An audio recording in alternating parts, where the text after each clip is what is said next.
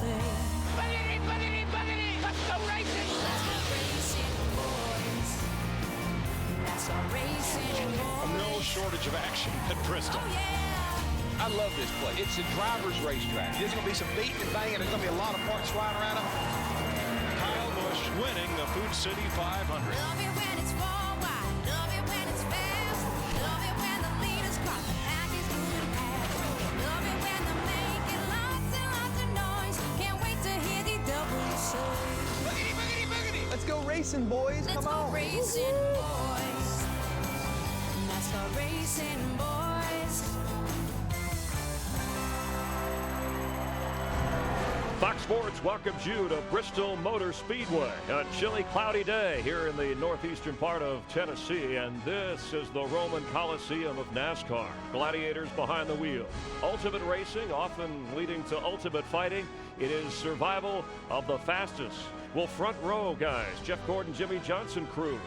How about Carl Edwards? Can he get a grip on things today? Or will we stroll down memory lane with Dale Jarrett? The answers lie 500 laps away in the Food City 500, and it's NASCAR on Fox. The weather should be okay today after rain hit here most of the weekend. From the Hollywood Hotel, we are trackside. It's where America gathers every weekend for NASCAR. A couple of guys who've owned this place. 12-time winner Darrell Waltrip, champion crew chief Jeff Hammond, and I'm Chris Myers. That's right. Bristol, Myers, and today, Squeaky. Not Squib. He's got a little bit of I'll be squiggy today. a little bit of a sore throat, but he is excited because we've already had, whether it's been an oil cover, tires, we've had a push here, we've had rain there, short track racing today. What should we expect?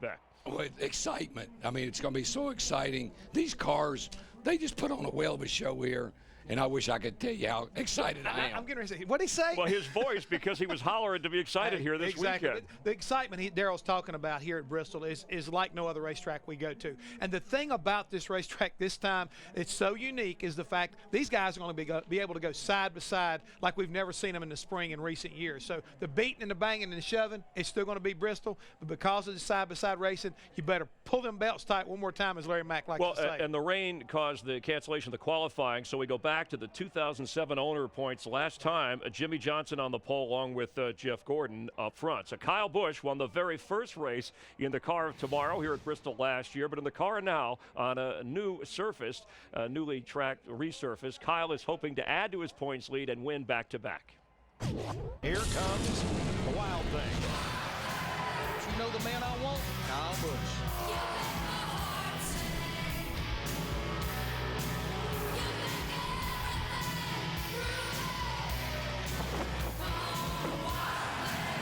This kid he's a TV show in himself. Wild thing, Kyle Busch. 4 straight top tens at Bristol. Kyle joining us live, waving to the crowd and talking to us. Kyle, thanks, and congrats on the start so far. How about just a quick assessment? What's the biggest difference going from Hendrick Chevrolet to Gibbs Toyota? What stands out?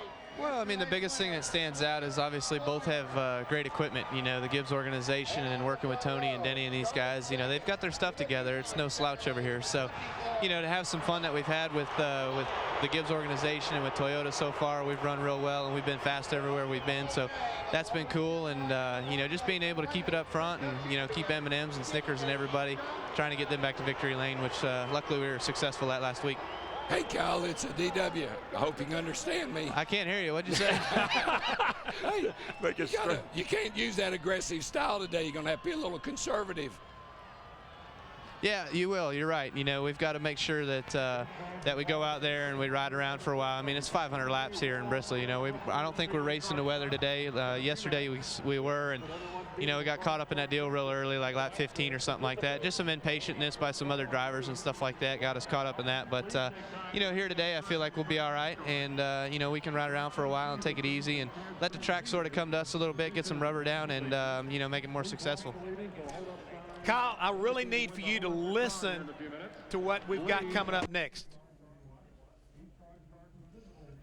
I'm still not a very big fan of these things. I can't stand to drive them. They suck. Now, were you able to hear what that was said? I mean, last year when you were in Victory Lane here, you really did not like this new car. How's your feelings after having basically a year under your belt with it? Oh, we lost him. But you know Kyle's made it big when Dick Berggren is his bodyguard. Oh, Did you see him riding along there? So, but and he really didn't want to answer that question, right? you sound good. Okay. Hey, you want to make a note? Because we are at Bristol. You can write me notes, and I'll be glad to relay. You're going to have to. Yeah. All right, to save your voice a little bit, let me get your thoughts on the kind of driving style, and Darrell can relate the aggressiveness here, what he has to do on this track. Kyle Busch has been successful here, so he understands what he has to do. He does understand that, and again, the tires today are going to be a big factor, and if you get too aggressive, I mean, we know he can get up on the wheel and hustle around here. He can sling that car from the bottom to the top, no matter where it is, and make it stay going straight. But the thing is today, he's going to conserve the tires. Conserving the tires. People will get out of his way, though, I bet you. All right. They see him coming, they'll get out of his way. Hey, you'll have to conserve your voice a little bit. We have a lot more to come as we count you down to the start of today's race. Here's what's around the turn. Is it a good year for tires? We're going to stack up the info, follow the treads, and give you more info. No one likes a temper tantrum, but on the hit list, drivers will give you their take. He's got a championship, 32 wins, and delivers the look of a winner. Today is Dale Jarrett's last race. And in the AutoZone pit zone, Jeff making noise, DW back on track. Plus, it's bumper to bumper with our gas and go questions and a surprise that'll knock all of you out of your seat. I promise. It's NASCAR on Fox from Bristol. That's how your throat was. Clevo Junebug's pretty hungry. Bristol the 5th of 36 races, the Sprint Cup point standings. Junior moving up from 10th to 6th. How about Brian Vickers, a bit of a surprise name in the top 10. Starting with the next race at Martinsville, the top 35 drivers in this year's owners' points automatically make the field for each race. So that'll make today for some desperate drivers. Kyle Petty, Sam Hornish Jr. right now on the outside. Mayfield, Yaley just on the inside. So who's the heat on today? I think that he's got to be on a guy like Kyle Petty because of the fact he runs so well here, Chris, and he needs to get that 45 car up in there. And we've seen him do it before. But the guys like Michael Waltrip, Dale Jarrett, a lot of these guys, they've got to get up there today and fight hard. Don't forget the Petties have got a former champion in their stable, too, that they could use that champion for visual, move those points around. That could be a possibility. Yeah, Hornish Jr. has never run on this track, so a challenge doubly for him. All right, if you think the tire story is tiresome, what if you were driving them? Last week in Atlanta, there were no blowouts, just a blow-up from Tony Stewart, saying the tires were too hard for the track and made the car extremely difficult to drive. He finished second, but called the most pathetic racing tire that he's ever used in his professional career. After a meeting with Goodyear executives, Tony didn't budge, but he added that he spoke in frustration and apologized to the people who work at Goodyear. Now, some of the drivers actually supported Tony, were a little more diplomatic, but will the tires be an issue today at Bristol? I think they will, Chris. It's because of the fact they tried to give the tires more grip, and in the process, they're actually wearing a little more aggressively. And on top of all that, the rain we've had here has washed all the rubber off this racetrack. So these first few runs, I mean, first probably 150, 200 laps, it's going to be real dicey whether or not you can get up on the wheel and how aggressively you can attack this racetrack. The tires themselves may not be a problem, but the wear, the rubber is building up on the outside of the track. That's caused a lot of problems in practice. Real quick, Marbles. Some drivers handle tires, but I mean, Kyle and Tony seem to do all right on those tires. You've got to learn how to pace yourself. That's the whole thing. You got to know what you're working with here. If you attack that corner, you're going to wear the right front tire out. If you get the car loose and sideways, you're going to wear the right rear out. So you've got to learn how to be patiently aggressive, and that's what you got to do. You got to float it off in that corner. I need Darrell Waltrip driving today. You got to slow down to go fast. Exactly. You got to remember that. Slow down and go fast. And if you have a question like that, you can go to foxsports.com, Ask the Pros, built by the Home Depot. Anytime, anything you want to know, type in your question. Darrell, Jeff, Larry, Mack, they're there 24/7 to answer it. Just like here, go to foxsports.com/Ask the Pros, and we appreciate Home Depot helping us out on that. Today, we say thanks for the memories. 51-year-old Dale Jarrett will make his 668th Cup start and then call it a career. In his first race at Bristol back in 1986, he finished 29th out of 30 and won $990. But since then, Dale's achieved fame and fortune. Growing up, he actually wanted to be a golfer. Instead, he's become a NASCAR master. Made my NASCAR debut back in 1984. To put that in perspective, our points leader, Kyle Busch, wasn't even born yet.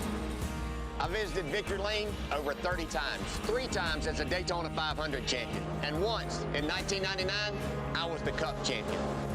I've raced over 185,000 laps. I've pretty much seen and done it all in racing. It's been a privilege and an honor to be called a NASCAR Cup driver. And today, I bid farewell as I make my 668th and final points race start. And what better place to end your career than Thunder Valley, Bristol Motor Speedway. Two-time NASCAR champ Ned Jarrett, his father, here to watch his son. A lot of DNA. Will continue. This is NASCAR on Fox.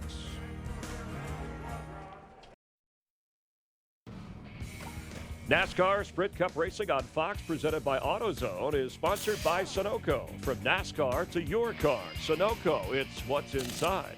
By McDonald's, score something good for breakfast. Try the new McSkillet Burrito, only at McDonald's. And by Allstate. Are you in good hands?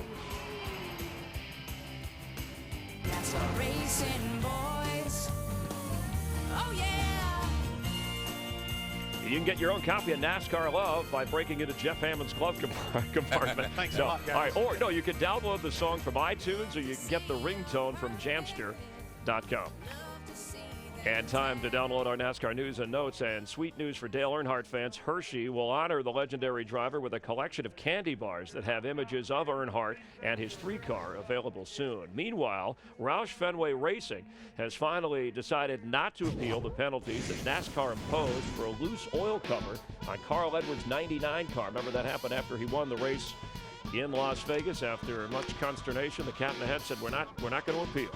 Speaking of Edwards, he was on his way to his 3rd straight win at Atlanta. A cracked oil pan caused engine failure with 51 laps to go.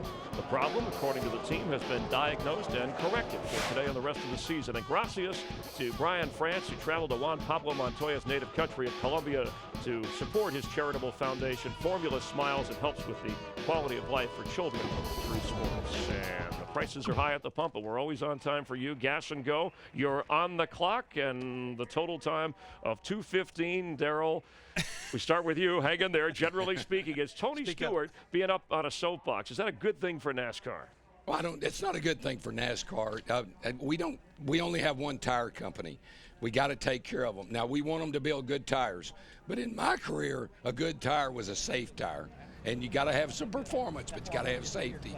Now, you like when Tony speaks up, right, Jeff? I just remember when he used to do it, and he was pretty good at that time, so I kind of like it. Okay, all right, Jeff, Jimmy Johnson will bounce back, right? 13th in points, but according to the first 4 races, worst position he's been in a season for him. And I'm telling you right now, when you look at the numbers, coming to Bristol is not a good place to turn it around. So for he and Chad Knaus, if they can get out of here, in my opinion, with a top 10 finish, it's as good as a win to get him back on track. All right. Darrell, the car, new track configuration here. Do we still see tempers getting heated or no? Well, it's a lot easier to race here now. Okay. There's more room. You can move high. You can move low.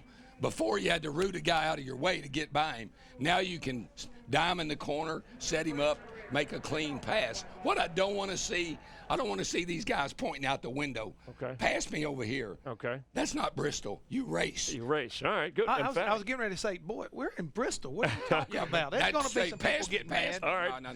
Better racing, cooler tempers. All right, Jeff, for you, Greg Biffle, great turnaround. 2nd in points, best since 2005 for him. He's quietly up near the top. They finally got everybody refocused on that 16 car. They got a crew chief in there that he likes working with. I think everything on a whole for this 16 car is looking very positive. Plus the fact, I think the Cat in the Hat, Roush Fenway Racing, are starting to figure out this new car. All right, real quick, Kevin Harvick, 3rd in points, told me he's off to his best start so far, but is he championship material? Yeah, he is. I like Harv. I like what he's doing.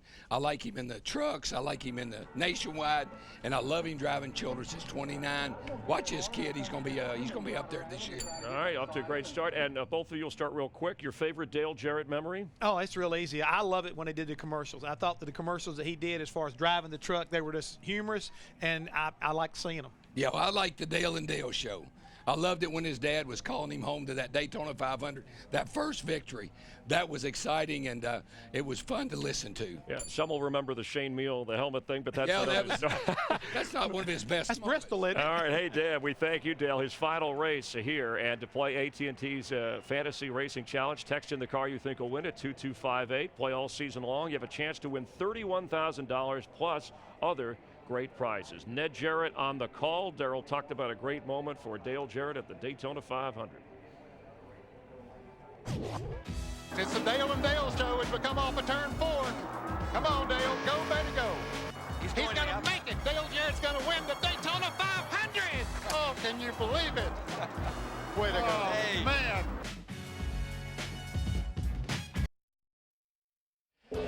We at Fox Sports appreciate you naming our Gopher Cam Digger, and since his debut, there's been an overwhelming response around the country. Digger's become a bigger star than Hammond and DW. Hey, wait. No, and people have asked for T-shirts. We've delivered. They're available at the track, or you can log on to foxsports.com, keyword Digger, or at dwstore.com, and this is the T-shirt. Got the name Digger right there on the back. That baby's right. Digger is glad that DW breaks for animals, even at Bristol. And with Jeff as his crew chief, the driver who has a grandstand named after him had a grand old time when he was allowed to speed around his old stomping grounds in the AutoZone pit zone. Folks, I'm here at my AutoZone pit box where I belong, and DW, well, he's on the racetrack where he belongs. Let's go along for a ride. I got to check out my racetrack. You got to be careful getting into one. It's got a bump down here. Whoa, where'd that bump go? Oh, all right, but off two, you got to watch out. Car will jump sideways. Whoa, didn't do it. All right, but turn three, I know you got to be careful. Wait, what happened? All right, but tight off four, I know that. No. Hey, Jeff, are you sure we're in Bristol? Yeah, baby, we're still in Bristol. She just got a little bit of a facelift since the last time you saw her. Oh, this baby's right. Good lap, Darrell, good lap. Easy getting in there. Don't drive it in too deep. How's it feel to be back in Bristol? The king of Bristol has returned. This racetrack is awesome, baby. Let's race, Jeff. Let's race. Let's me and you go out and kick their butt. We can do it, DW. We can do it. I know that. We've done it before. This baby is ready to race. All right, that's where the voice started to go. Jeff Hammond, a step below the Hollywood Hotel, the Ford Cutaway car. Jeff, what do you have for us? Hey, Chris, really, I need you and Darrell to come out here right quick. I got a surprise. I need your help, and right, if you don't mind, come on out here right quick. All right. Let's go out. Darrell, we're gonna talk about. Where you going? Well, Come on, hurry, Darrell. we have a couple of minutes. He's got a little bit of a Really- surprise. really important here. Because of Gotta all go. the time you won here, 12 races. Hey, you surprise, buddy. Do dominated. you feel the dude? Oh, man. Ralph Santana and the folks Oh, at Mountain Dew gosh. have got you a present here, buddy. Oh, Our man. 1981 Buick, you won all those races with. She's undefeated, and it's yours. Oh, no. It is yours, man. There it is. Huh? Oh, no. Can you believe it? Oh, How many man. times have we been to Victory Lane with this Oh, car? I don't know. Huh? You want to get in? Go ahead. He wants He's to gonna get in. hop in. Jump in there. Don't hurt yourself, Darrell. Careful. Did you get it all right? There he is. All right, there was a span of, 3.5 years? Nobody won at Bristol? This car is undefeated. Really? And it'll say Undefeated. The king is back, man. The king is back. Mountain Dew has given you this car to keep forever. Oh, man. That nice? Thanks so much. It's only, I have all my other cars. I didn't have this one. Thank you so much. What do you remember, Darrell, about this car and the success it had at Bristol? Just how many races we won with it. 4 races in a row in this car, 2 in the Pepsi car. It was just a great car for us. I'm so thankful. Thank you for the car. It's got your name up here. And it's our car too. It's not a fake. No, this is It's our a real car. It's our car. It's one of the real. While you're enjoying this, Darrell didn't know it. We're going to show some highlights for the people at home of some of the success, the 12 wins. Oh, You mentioned the grandstand I here. saw this thing this morning, and I just about wanted to cry. I'm telling you, I feel the same way. Did you have any inkling that they were going to, because that was part of what Mountain Dew and the folks wanted to make sure you were surprised by this as they presented it as a gift? I thought Junior had all these cars. Really? I mean, I didn't even know there was one in existence. Well, you better call and thank him. Does he know it's missing? I've thanked him a lot in my career. I know that. Trust me. Well, right now, like I say, I think Ralph here wants to shake your hand, too. Thanks, Ralph. Oh, man. Thank you so much. This means a lot. It really does. So, Darrell, if you had a chance to spin it around, you think you could still turn? Whoa, Not yet. don't be cranking that thing up. I don't know if it's got the spoiler, the splitter, whatever, all the new stuff we got, but it looks brand new. It's the only difference. You wear your hat backwards now. All right, Darrell, we're going to let you. You'll have to we're going to pry you out of this. You got to head up to the play-by-play booth to call the race. But this car is yours, courtesy of Mountain Dew and all the NASCAR fans and the folks at Bristol. Thank you so much. And we will continue NASCAR on Fox. We're going to get you ready for the start of the race, the Food City 500, here in just a moment.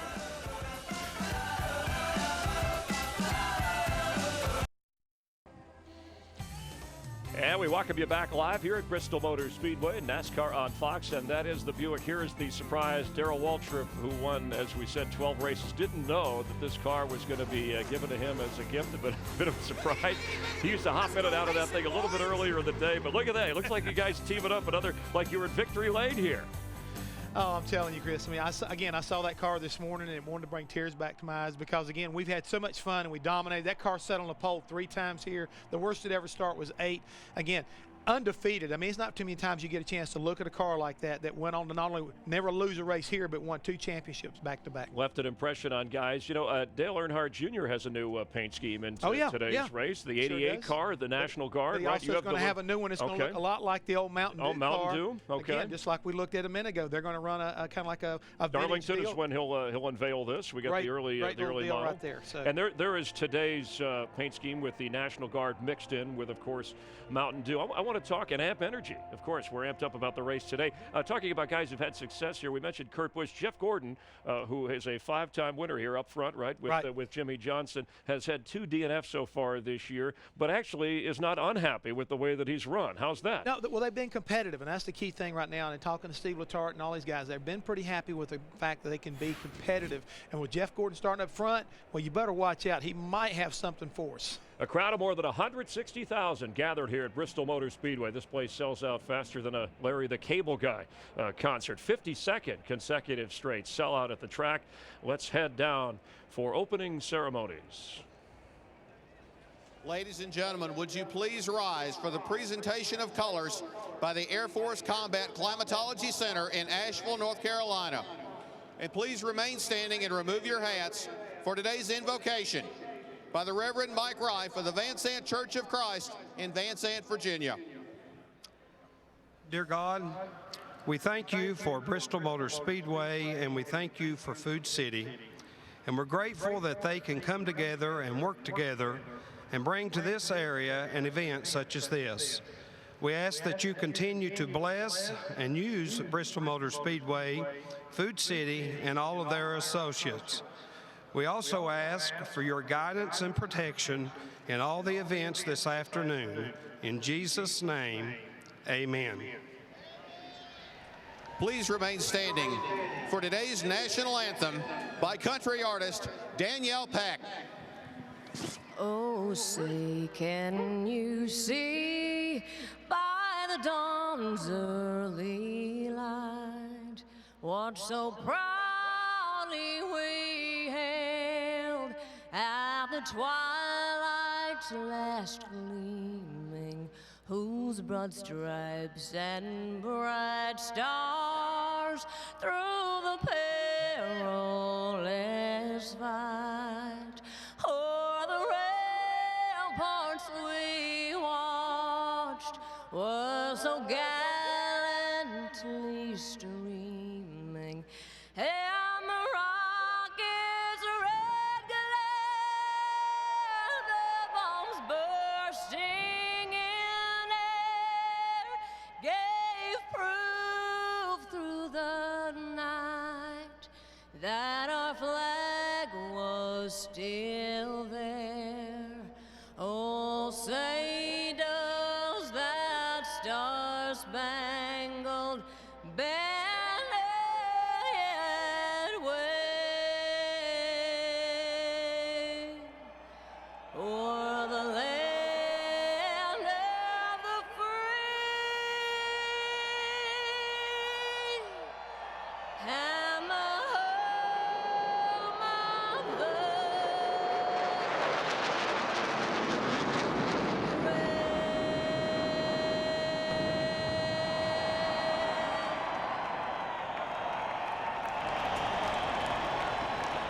This is always one of the best races of the season if you only catch one. Circle Bristol on your calendar. Which driver will end up in victory lane? We're going to go racing in a moment. And it's the opposite of Gopher Cam. Way up there, the DirecTV blimp at one of the great scenes in all of sports. Time for our hit list. The drivers cover a variety of topics. Right on target when it comes to Bristol. We asked him about short track, short tempers. What's the worst tempered tantrum you've ever seen out on the track? I got wrecked during the All-Star race by Ryan Newman, and I took my helmet and I threw it and I tried to hit him in the front fender, and he swerved and I hit him in the door, and I think it actually made his car go faster and he won. Kyle Busch was pretty good at Charlotte, throwing his horns. Okay. And they're trying to pull him back. The officials are trying to pull him back, and he's throwing his horns still. Well, obviously the most famous one's got to be the Hans throwing device at Lowe's Motor Speedway. So go Busch. Okay. Let's try just Kel and Bobby and Donnie in '79. There you go. That was good. That was good. one. The last great fight. Let's just call it that. You know, Kevin and Juan Montoya going at it was pretty funny. But they're not bad as long as nobody gets hurt, right? Well, they all look the same. They all look ridiculous. We've asked others, and somehow your name came up. But worst tempered tantrum you've ever seen on or near a track? Heck, I might have been a part of a few of those. Yes, I think so. I think, you know, the best temper tantrum that I've thrown was probably jumping over the car and grabbing Biffle by the throat. So that was probably the worst one that I've ever been a part of. And we get you ready for the race today. What's the buzzword in the garage, Jeff Hammond? It's got to be hot, Chris. I mean, you think about these hot-headed hot dogs and their hot rods. They never know. They may wind up in hot water. But for this guy right here, it may be his last ride. I can promise you right now, he won't be afraid to get up there and mix it up with him today. A sense of relief going into broadcasting, more so full-time. He's been a great champion, so a long shot today, although a sentimental favorite. Give us, you know, Kurt, Kyle Busch would be choices. Give me a favorite and then maybe a wild card today. You got to go with Dale Earnhardt Jr. right now. He's running so well, but at the same time, a long shot, I'm going to go with David Rudiman, up the top of the charts in the last 2 practice sessions, so you got to think, well, maybe he might get lucky today. And Rudiman replaces Dale Jarrett in the 44. Rookie Michael McDowell will replace Rudiman in the 00 car as we take you down to the track, getting ready to go 500 laps in the 5th Sprint Cup race of the season. Ladies and gentlemen, for the words we've all been waiting for, Food City 500 Grand Marshal John Compton of PepsiCo. Gentlemen, start your engines.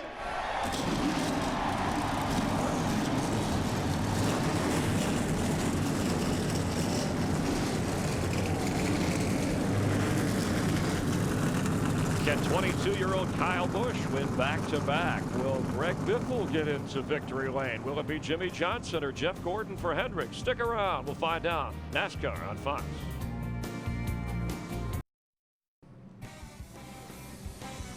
The engines roar in Thunder Valley, Bristol, Tennessee. Here are the onboard views we'll bring you today on NASCAR on Fox. Hi, everybody. Mike Joy, Darrell Waltrip, Larry McReynolds with you as we get ready to race in a track that, as he flew over it and saw it for the first time, Dario Franchitti called the Roman Coliseum of NASCAR. It's an apt description, and look at the 160,000 plus fans that are here to see this race unfold this afternoon.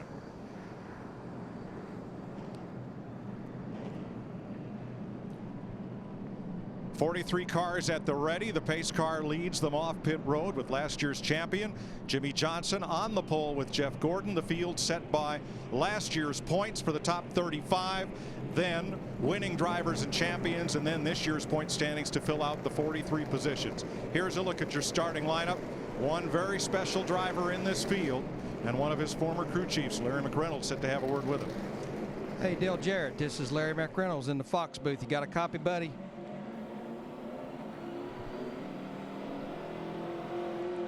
Dale Jarrett, Larry McReynolds, you got a copy on me, buddy?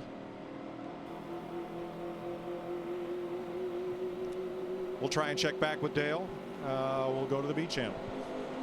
Maybe he's like me. Maybe he lost his voice. It's possible.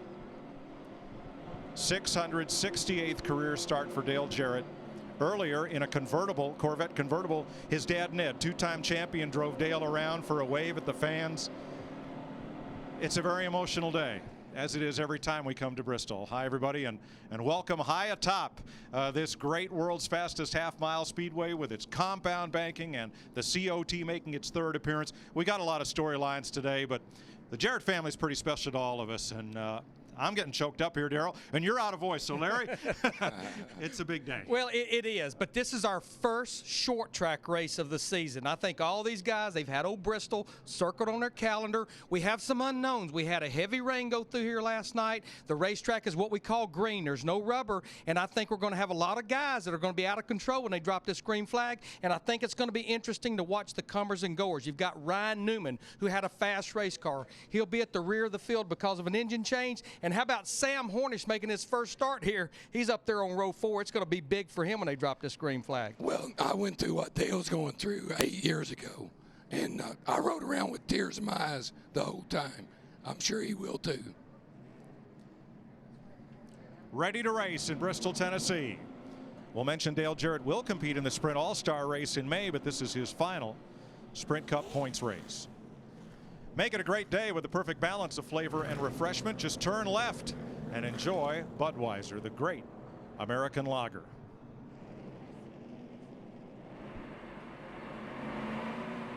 Keys to the race today, Larry. It's big enough to hold all the keys, but we'll hit you on the what we think is the biggest 3. You know what? We always talk about the spotter at Daytona and Talladega, but here they're going around this racetrack in 16 seconds. Your spotter has to be on their game for you.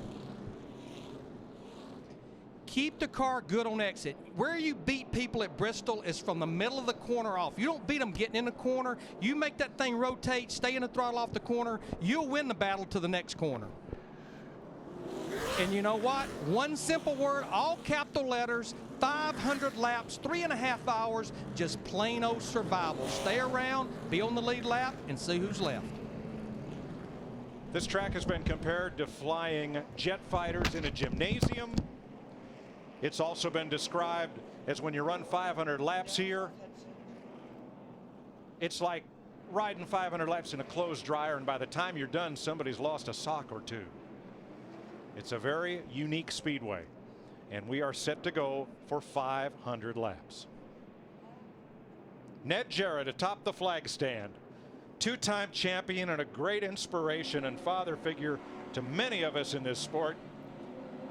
Son Glenn, son Dale, daughter Patty, all involved in racing, and Dale to take his final laps in points competition today. I'll do it for DW. Boogity, boogity, boogity, boys. Let's go racing. Let's go racing, boys.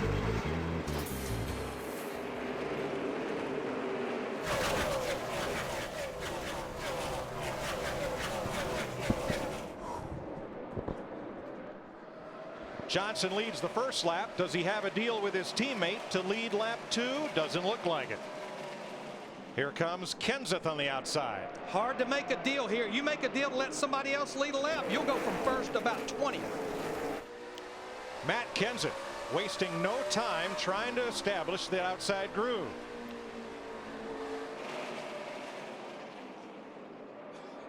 And I think one reason we need to see some patience here is because the racetrack is green like we were talking about. NASCAR will throw a competition caution at lap 50. So the goal, stay on the lead lap until lap 50. Then you can make that car better. Tony Stewart climbed the hill and lost a couple of spots. He drops from 5th to 7th, trying to make an outside pass. There's Stewart up the hill again, not by choice. The car won't hold the bottom, and Kevin Harvick in the 29 gets by. And his teammate Denny Hamlin was trying to cut him some slack and let him in, but he wouldn't get in. Looks like this 20 car is definitely in trouble. Larry, is it a matter of tires coming up to heat and pressure, or could he have one going soft? Well, they All right here, guys. Just got to let it get rubbered up. There you go. There you go. They start the air pressure down quite a bit because they know how much air pressure it's going to build up over a long run. Plus, the racetrack it does not have any grip. You heard Tony tell Greg Zippodelli, be patient. Let's let some rubber get down on this track. Battle for third. Biffle, or rather Kenseth, still on the outside, battling Clint Boyer. And Jeff Hammond. Matt's making that outside groove work right from the get-go. Yeah, Mike, the thing I've been watching so far and has been very impressive is that outside groove. I think is kind of like that forgiveness groove that we haven't had here in recent years. You can go up there, make passes, hold that line. You can basically run around here too wide. So again, if these guys can hang on for 50 laps and make those adjustments that then we know everybody will do, plus the racetrack's going to be coming to them, you know, this could wind up being one of the best races ever here at Bristol. Well, Jeff, I know someone that's going to be looking for lap 50. We talked about him at the top of the show, Ryan Newman in the 12 car. He was slated to start 13th. They changed engines. Already here before lap 10, he's almost 3/4 of a lap down to the leader, Jimmy Johnson. And the bad thing about it, Larry, when you get back there and you've got a fast race car, that's when the crew chief and the spotter have got to get a hold of that driver so he doesn't wind up tearing that race car up trying to get to the front. Clint Boyer, who won yesterday's rain-shortened Nationwide Series race, has passed Jeff Gordon for second and set sail after Jimmy Johnson. And we saw some 3-wide racing in the back of the pack as this race now strings out to become the world's fastest conveyor belt of cars.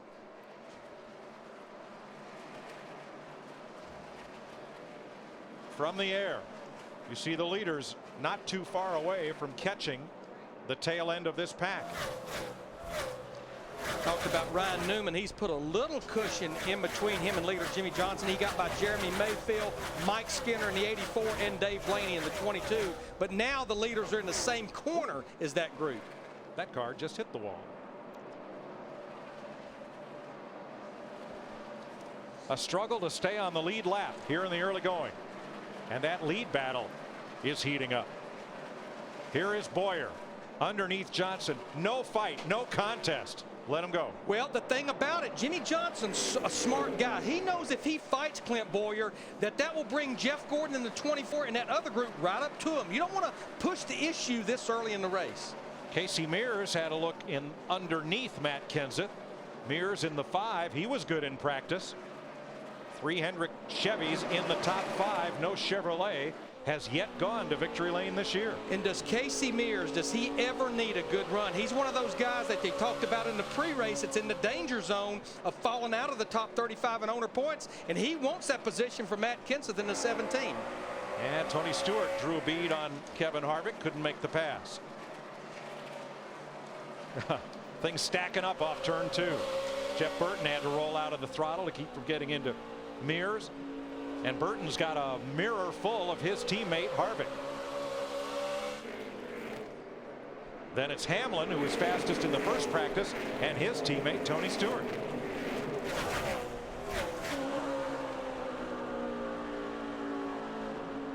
"18 laps complete here at Bristol Motor Speedway. You're watching NASCAR on Fox.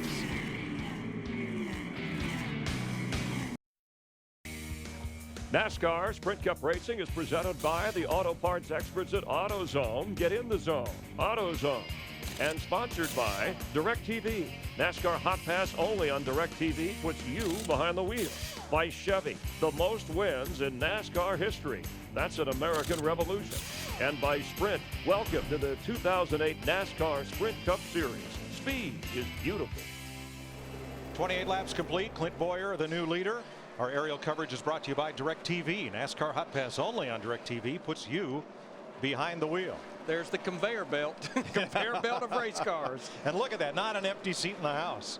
Another sellout at Bristol Motor Speedway. And Boyer's picking up right where he left off yesterday. Yeah, he had a great car yesterday, but the problem now, he's getting stacked up behind guys that are trying to stay on the lead lap, and as he's doing that, Jimmy Johnson, Jeff Gordon, and this group right here, Tony Stewart just went by, Casey Mears in the 5, Tony Stewart in the 20. This will bring them right back up to the rear bumper of Clint Boyer. And boys, hold on. Pressures are coming up. I'll be with you here shortly. Okay. You're coming to us and Stewart's moving to the front. Yep. I don't want to peak too early. Jimmy Johnson led the first. We'll double check. That's not correct. We'll double check that. Johnson led the first part of the race and gave way to Clint Boyer. But we've now run 32 laps. And look at that computer updated. As Clint Boyer is riding a rocket here. He's running this track at 16.8. Here's a look at Dale Jarrett, who is still on the lead lap.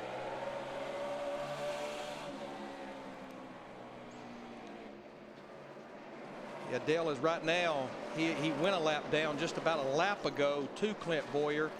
Here's the other 2 Richard Childress teammates, Kevin Harvick in the 29, Jeff Burton in the 31. Those guys battling for 7th. No longer a battle between those guys. we didn't have a lot of happy people in the practices yesterday, but actually both those two Childress cars there, Harvick in the 29, Burton in the 31, were pretty pleased with their race cars. Now, Kyle Petty was very strong in practice, but again, Larry, I think he's a victim of starting in the back. There's just no way to gain enough ground to stay out in front of the leaders when you're back there. Yeah, that, and plus that's the kind of race Kyle runs here. Real conservative early on. Okay. Take care of the car, he'll come back. But you're right, Mike. Starting at the back yesterday, watching the practice session, in the first practice, all 43 cars were out there. I think 2.5 to 3 tenths separated the entire field. Almost everyone was running the same speed. Ooh. Kyle Busch just got in the back of Kyle Petty, and both cars able to continue, but there was some pretty heavy contact there. But while we're talking about Kyle Busch, now remember the field was set by the owner points from 2007. Let's take a look at this. Going down into turn 1, he runs up on the back of Kyle Petty, just squeezes up in front of Sam Hornish in the 77. But Kyle Busch started back in the 22nd position. Right now he's in 12th, now looking at the top 10. 39 caution-free laps complete in Thunder Valley. Clint Boyer leading in Sprint Cup Racing, presented by AutoZone. Clint Boyer lapping cars at will. He just moved past Travis Kvapil and Dale Jarrett. Next time by should be the 50-lap caution. Here comes Jarrett trying to get himself into the free pass position. Can't do it. And we expect that competition yellow. There it flies. Coming to the caution. So it looks like Travis Kvapil will get the free pass in the Yates Racing Ford, number 28. You know, it's the car that won here last year. Yeah, it was Carl Edwards' car that won here last fall. Right. Was sold to Yates Racing. Biggest mover in this race. Is anybody surprised? Kyle Busch has come from 22nd to 11th. Now we have a very unique pit road here. We have two pit roads, one on the back stretch and one on the front stretch. Everyone will enter right here, and pit road pretty much goes around the apron and all the way down the front stretch. It's pretty much to put everyone on equal ground as far as their pit box. So everyone will enter coming into turn 2, and we expect that pretty much everybody will beat a pit road for 4 tires and probably a lot of adjustments. NASCAR called for this competition caution due to the rains that just pelted the Speedway last night, washed all the rubber from the racetrack that we had from the Nationwide Series race. And you can see all that rubber right there. That's 50 laps of racing, and that's already got that build up. We used to call it marbles. Now we call it what? Shred that gets up there. That's just what it looks like. But Darrell, you and Jeff talked about it in the pre-race. Tire wear was definitely concerned. That'll give them a pretty good gauge there because it will only get better once the rubber gets down on the track. Well, you heard Stewart say, let it rubber up, then we'll be okay. Clint Boyer has led 39 of the 52 laps as pit road opens. Here's Krista. Under caution, they all come in off of turn 2, and Clint Boyer has the very first pit stall. Gil Martin said, Clint, how's your car? He said one word, good. No changes planned for the 07. Dick Berggren. Jeff Gordon started in the 2nd position. He has lost 5 spots. The car was tight from the beginning. It has gotten no better as the race has unfolded. They're going to try to adjust, loosen the car up for him at least a little bit. He is one of the favorites to win the race today. Steve Burns. Matt Kenseth in the 17 hits pit road. Dick, he said his car was terribly loose at the beginning of the race. It's gotten a little bit tighter. He needs more grip in the front. They're going to drop the track bar, Matt. Johnson and Stewart pitting on the front stretch. Significant change for Johnson. His car was free on exit. Stewart says his car wasn't bad. He just didn't want to make a big adjustment that might hurt him at the beginning of the run. Boy, that was a close battle off pit road. They're pretty much going to leave pit road about like how they came in. So the first caution of the day is a NASCAR competition yellow for everyone to check tire wear. And Clint Boyer is still our leader. Ready for our Claret and Clear to Drive restart. Live Claret and Clear indoors and out. 37 lead lap cars as we get set for this restart. Clint Boyer brings him down. Jimmy Johnson, Tony Stewart, Kevin Harvick, Casey Mears, Jeff Burton, Jeff Gordon. Yeah, we've got 37 cars on the lead lap after Travis Kvapil got the free pass. The reason Matt Kenseth in the 17 fell all the way back to the 15th position during those pit stops, Cameron Cobb, the jack man, had a problem with the jack. And a commitment line violation for Ken Schrader on his stop, so he had to make a second stop and is now last car on the lead lap. Jeff Gordon in the 24 car back Trouble, in the 7th turn position. 4. Robbie Gordon, we have caution on the Speedway. Didn't hit anything. Fun, guys. He's fun. Try to get going. Try to get going. That'll be good news for Joe Nemechek in the 78 car. He'll get the free pass. All right, be careful. Robbie can't get the car started. Flooded. No, he didn't hit nothing. He didn't hit nothing. Now he's going. So this is the second caution of the day, the first for an on-track incident as Robbie Gordon spins, and we're at caution number 2. I think it's safe to say they'll be staying out this time. Oh yeah. NASCAR Sprint Cup Racing on Fox, presented by AutoZone, is sponsored by Budweiser. Reach for the perfect balance of flavor and refreshment. Budweiser, the great American lager. Welcome back to Bristol Motor Speedway. We saw Robbie Gordon spin to bring out this caution. You see coming down onto the flat, broke the struts that hold that splitter up off the ground. We saw him spin. We didn't see why. That's why we have Fox 3D, which gives us a virtual GPS guided view of what happened, and there's contact from Kenny Schrader. But it looked like Robbie just turned down right on Kenny Schrader. I mean, Kenny was all the way at the bottom of the racetrack. There's a look at it in progress. And I think when he maybe broke those struts was probably right there when he came down off the banking onto the apron, and it shoved the splitter up and broke those strut rods. But that's what happens here. The guy that's on the outside, you think that the guy on the inside is going to give you some room, and he doesn't do it. Takes away your line. And that's what I talked about at the top of the show. One of our keys, your spotter can be your best friend here. He's got to be on his toes nonstop. Steve Burns. Mike, when this race started, Kyle Busch said his car was really tight. It wouldn't turn through the corners, wouldn't roll through the center. They made a pretty big adjustment 2 rounds down on the track bar, Matt. The biggest adjustment tool that Carl Edwards needed was a bungee cord. His shifter kept popping out of gear during that first run. They handed it through the window. The problem was it was too long. He had to wrap it around several times to Krista. Dale Earnhardt Jr. said his car was horrible, so tight it would not turn in the center. They made left side air pressure adjustments on that stop to help free him up.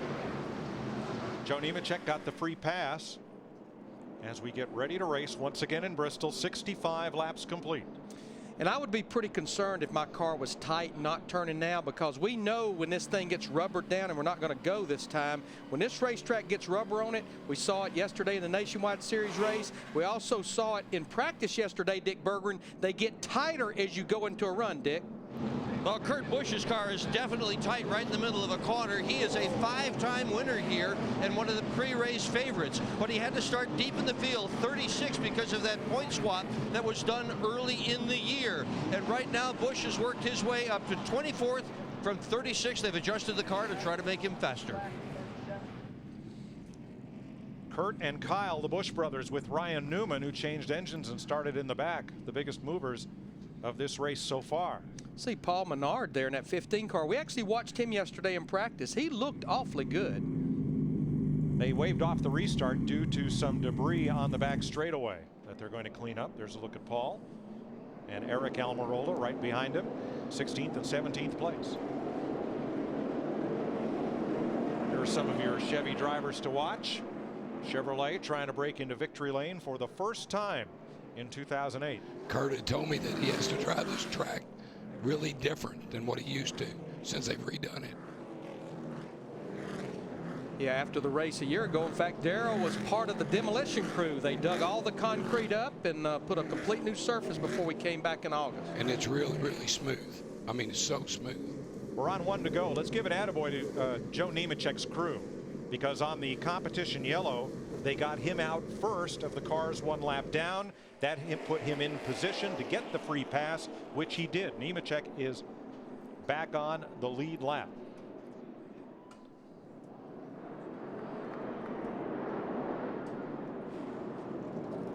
Here's our Claret and Clear to drive restart. Get Claret and Clear, get back to feeling like yourself again. Green flag.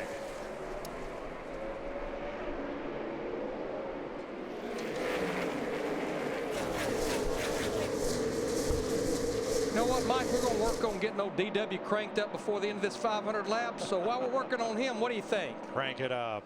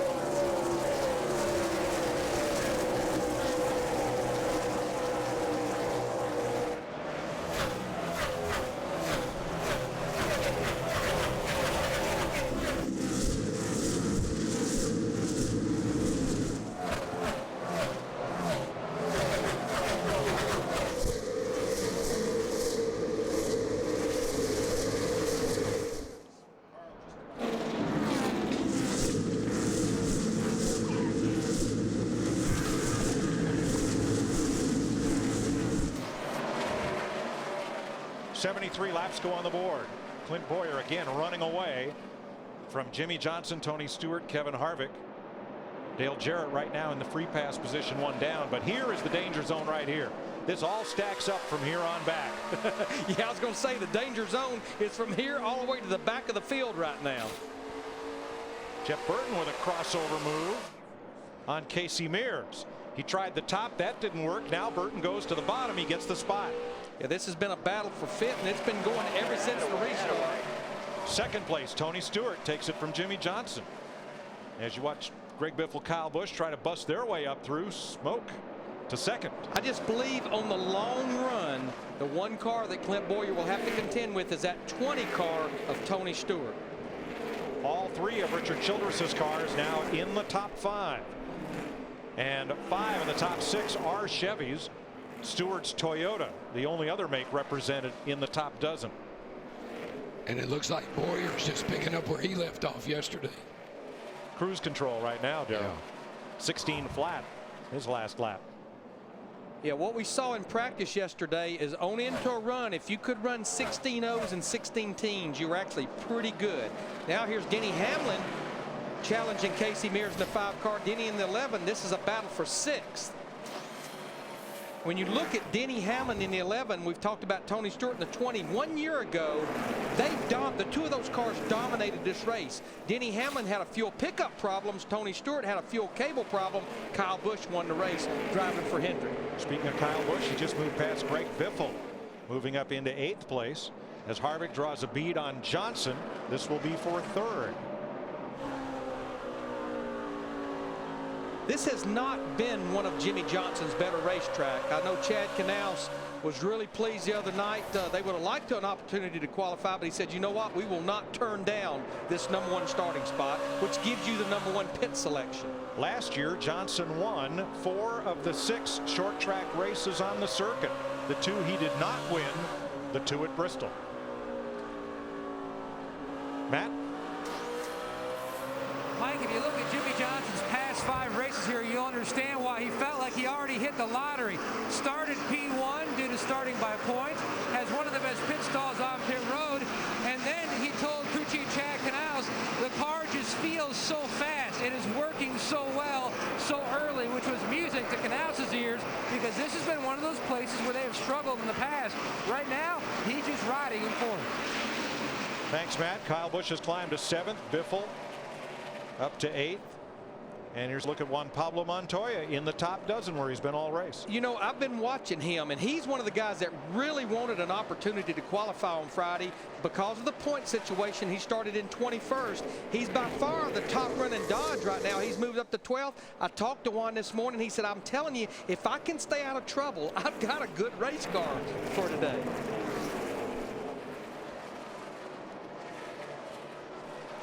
There's Matt Kenseth in the 17 car. We talked about him having that problem with the jack on the last pit stop, working his way back in the top 15. And here is what the leader dreads at Bristol. There is traffic from here to Johnson City. As far as Clint Bowyer is concerned, there is nothing but traffic ahead. And a lot of these drivers are really going to struggle and do anything they can here to try and stay on this lead lap. Yeah, and even though our top 6 that they are strung out right now, Darrell just pointed out to me, this has slowed Clint Boyer down 3 to 4 tenths by catching the back of the field. Krista. Mike, you are so spot on. When I talked to Gil Martin, Clint Boyer's crew chief this morning, I said, Gil, you guys have such a good car. What is your biggest concern? Without hesitation, he said, lap traffic. We know we're going to be up front. That is going to be our biggest dilemma all day long, and that's 500 laps of lap traffic. Krista, it's not so much getting by the traffic. It's watching Big Orange loom in your mirror, because all this traffic has allowed Tony Stewart to close right up on Boyer, who now has Travis Kvapil between himself and Tony Stewart. Next week we're off for Easter. Enjoy Easter and be with us 2 weeks from today at Martinsville, Virginia, the paperclip shaped half mile with its unique hot dogs and its unique brand of racing. We just pick right up where we leave off here later on this afternoon, right on to another short track. Yeah, just start with your tempers and fenders intact. Everything will be all right. Now this right here is a battle for 16th between Carl Edwards in the 99, Dale Earnhardt Jr. in the 88. Carl will take the position away from Dale Earnhardt Jr.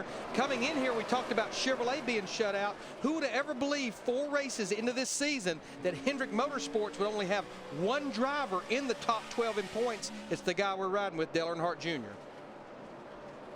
Stewart has caught him as they work around David Gilliland and begin to pull up on Kyle Petty. Jeff, if you're in that pack, if your driver's in that pack ahead of Clint Boyer, from J.J. Yaley back to Michael Waltrip, what are you telling him other than hope for this caution to try to help him stay on the lead lap? Just exactly what happened right there. We got a debris caution right now on the racetrack. That's the way to hustle up there and keep us on the lead lap, driver. Good job. I tell you, that caution was very timely for Jamie McMurray in the 26 car. He was just about to go a lap down to Clint Boyer, but I think our leader in about another half a lap wasn't going to be Clint Boyer. Tony Stewart was just about, I think, to get by him. David Gilliland was the last car lapped by Boyer before the caution, so Gilliland has the free pass. Only 2 drivers finished in the top 10 at this racetrack in both the spring and fall race last year. Kyle Busch was one. Our leader, Clint Boyer, was the other. Good racetrack for him. Now, I think, you know, we've run about close to another 50 laps here, about 45 laps. I think we'll see these guys take advantage of this caution. And pit road will be open, so we'll know here shortly. But remember, everyone enters pit road over off of turn 2 the way this pit road is structured. 30 miles per hour pit road speed. And Krista's right at the pit road entrance there in turn 2, right where Clint Boyer will come to a stop. Krista.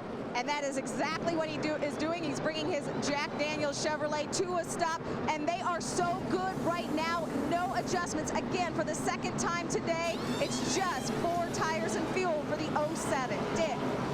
Jeff Burton pits out of the 5th position. He has picked up 3 spots since the drop of the green flag. Burton surely should be somebody to be watching this afternoon. He has finished 2nd twice in his last 5 starts here. He has already won in nationwide racing here at Bristol, and a nice pit stop. Steve Burns. Kyle Busch is getting better in that 18, Dick. He says his car is just a little bit tight in the center and just a little bit loose on exit. They've made an air pressure adjustment to the rear tires of that 18. Matt. His teammate Tony Stewart says his car rolling through the center very well. Didn't really want to make much of an adjustment, maybe slight air pressure. Kevin Harvick said his car was just way too tight in the center. Really good on exit. Small air pressure adjustment for Harvick. Now, Clint Boyer lost a lot of ground, but it wasn't because of the pit stop. He got jammed up behind the guys that were just still trying to get in their pit box. As you see right there, he's going to lose 4 positions. The real winner, that 20 car, they get their man out first. Right, he had a very good stop, but the back of the pack working its way around at the tail end of the caution line held Boyer back. It's a long way around pit road here.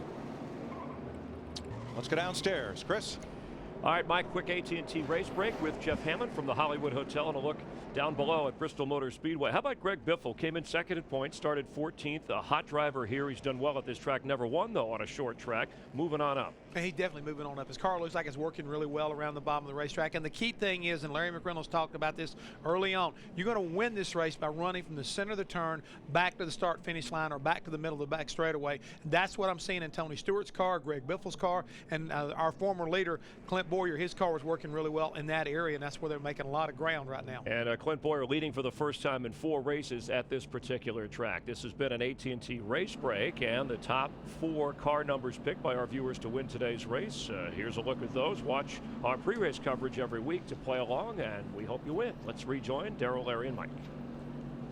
Thanks, Chris. Bobby Labonte had a tire violation on his pit stop in the outside half of the pit box, and so he will restart at the tail end of the longest line. He is on the lead lap. Brushed the wall in practice yesterday. And Casey Kane too fast exiting. He'll give up 22nd position and drop back to 33rd on this restart. Hear anything? Nobody told me anything. And that puts those guys in that box because now they're going to be all the way at the back of the pack. Pretty much when Tony Stewart, well, actually Michael Waltrip's going to be leading the race here in the 55 car. When he takes the green flag, fast exiting tail end of the longest line. Those guys will be a half a lap down when they take the green flag. Let's get an overlook on these pit stops from Jeff. Now, y'all were talking about it, Mike, but the key thing right now with that 07 car, Clint Boyer, they had a good pit stop, but the 26 car, Jimmy McMurray, really held him up. And you talked about that, Mike, all the way around. But when you look at this racetrack, and Larry talked about the uniqueness of the way it's laid out, 2 pit roads. We've got so many good cars on the back straightaway and so many good cars on the front straightaway. Then we got a lot of other guys that are basically a lap down in between them. And that could determine who winds up winning this race today if somebody holds up somebody out of pit road. Jeff, you're right. He was pinned behind McMurray, but McMurray was pinned behind the 8 cars just in front of him, and nobody was going very fast. Here are our Toyota top performers. Michael Waltrip picks up the lead under this caution. Tony Stewart right behind him. Denny Hamlin, all the Gibbs cars in the top 10 as we get ready to restart for lap 100. 2 things that will work out for Michael Waltrip on this. He knows he's a sitting duck with those older tires, but he's going to be out front. He doesn't even have to battle the lap down cars. Remember, he's one of those guys in danger zone. Chris, Jeff, and Darrell talked about in the pre-race. That's 5 points for leading, which could be important headed into Martinsville.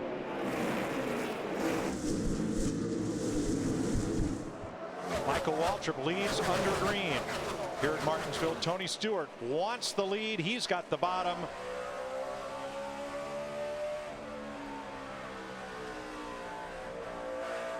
And I don't think Michael should push the envelope here. He's on much older tires. You know what? Find you a place and just kind of get down in there. And sooner or later, these guys, their tires will start going away on them. I think for all the conditions for the 55 car, that was probably a pretty good call by Paul Andrews. All they have to do, Larry, is hope that a caution comes out before they run out of fuel or tires. Well, he got those 5 bonus points, and I think that's what's important when you're sitting there 33rd in owner points right now. Jimmy Johnson up for 2nd. Kevin Harvick challenging for 3rd. And you see Clint Boyer, who's led most of this race, right behind Denny Hamlin and ahead of Kyle Busch. Busch to the outside. Here comes Busch on the outside. I tell you what, I am so proud to see that this racetrack already at lap 105, we have that second groove that you can get up there and you can pass. And Michael is trapped up there, and these guys are trying to just freight train him right now. He's trying to hold his own because he knows right there that's a battle for 4th, but he could go from 4th to 12th in a lap if they freight train him. It's good strategy, Larry, but right now, you're right. Michael's in a position where his lap times are not going to be as quick as the driver is on new tires, and his idea of holding his own right now is not holding them up, trying to find a safe place to run. Well, he just don't want to get freight trained too far back because he knows he's on those much older tires than all of our lead lap cars. What Michael needs is this thing to go about 25 or 30 laps maybe and get another caution. Then it would be mission accomplished. If we have a long green run, just like Darrell was indicating to me, he's in trouble. But I'm impressed with Michael's run, Larry, because they're not just all racing right by him and passing him two or three per corner. He's holding his own. I think this tire will allow you to do that. Okay.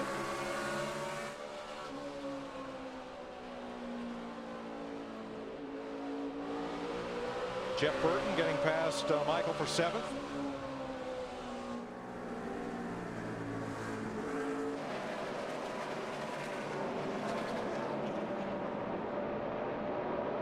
And Dave Blaney almost got together with Regan Smith last time by. Watch that yellow 22. Dave just had to jump back out of the throttle for whatever reason, and it just stacked up behind him. Of course, Dave is a lap down back in the 42nd position. Regan Smith in the 01 still on the lead lap. Now we're riding with Casey Kane. Remember, he had to go to the back of the field because of a pit road speeding violation, and right now he has made his way up to 29th position, but he's 2/3 of a lap behind the leader.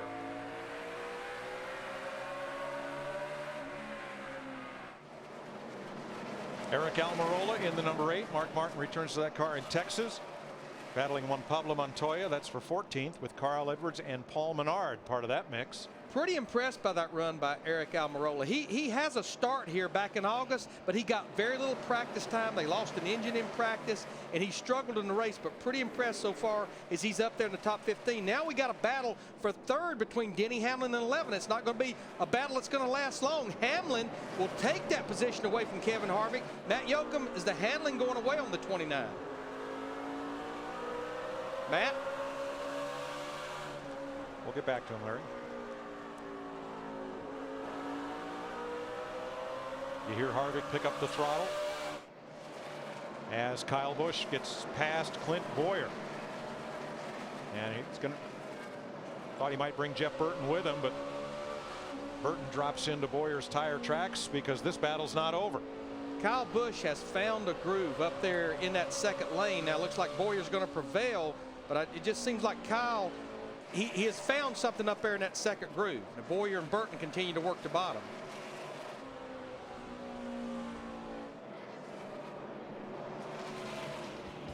Tony Stewart has now led 17 laps, and he's out in front of Jimmy Johnson by 1 second. You're watching NASCAR on Fox.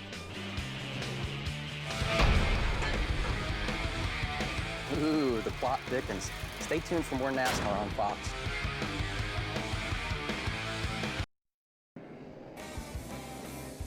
Caution is out for the 4th time today. NASCAR Sprint Cup Racing presented on Fox by AutoZone. Dave Blaney has spun at turn number 2. Some drivers chose to pit, but many of the leaders did not. Here's what happened to Blaney. Watch that 2nd yellow car in the picture. Just came around coming off the corner. We saw that happen a lot in Friday's practice car. Just once you're back to the throttle, and I'm telling you, he was a sitting duck there. They were coming at him left and right, and this is what old Digger saw looking back down the back straightaway. Our gopher cam just loops it on the exit of turn 2. Now trying to avoid Blaney. Look at the contact between Kyle Busch and Jeff Burton as the caution comes out. And you can see the 18 lock up the left front tire, trying to stay off of it. In front of you, stay down, all clear, caution's out. That is Darrell. He's a bit under the weather, but he is with us. And I'm sorry, folks. That's okay. Hopefully. Too much excitement. We'll get you tuned up. We got 400 laps to do it. Still got a long way to go. Now this is where it gets interesting. It's been about 20 laps since that last restart as we get the 1 to go. We have 34 cars on the lead lap. We had about 19 of them that came to pit road. It worked out for Michael Waltrip. I was a little concerned. He was running 10th because all those other cars came in behind him. He's only lost 5 positions, so mission accomplished for Paul Andrews and Michael Waltrip. We had about the top 14 cars stayed out that caution. Travis Kvapil gets the free pass, so we will restart with 34 cars on the lead lap. Tony Stewart, your leader. Jimmy Johnson. Denny Hamlin, Kevin Harvick, Clint Boyer, the top 5. 125 laps complete this time. Green flag. I was really surprised that many cars pitted, but I think what they're banking on is that we'll run about 20 or 25 laps here, we'll get a caution, and those top 14 guys will be forced to come to pit road. They'll have the track position with fresh tires then.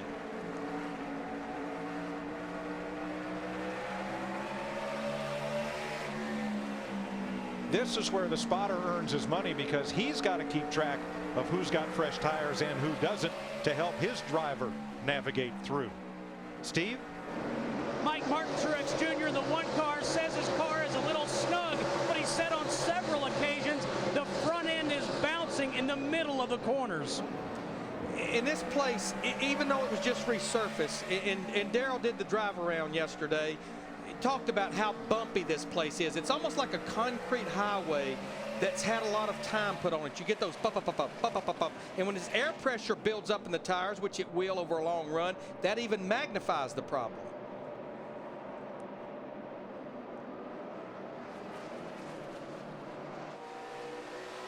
Riding with Jeff Gordon. That's Kyle Petty and Michael Waltrip just ahead. Dick Bergman. Well, Jeff Gordon started in the second position, Mike. He did take the opportunity on that last caution flag to pit for 4 tires. He left the racetrack in the 14th position, returned to the racetrack in 16th. So not much of a penalty for picking up those 4. The car has not handled for Gordon from the beginning of the race. It's been tight all day. And again, Clint Boyer trying to work past Robbie Gordon. Little contact there.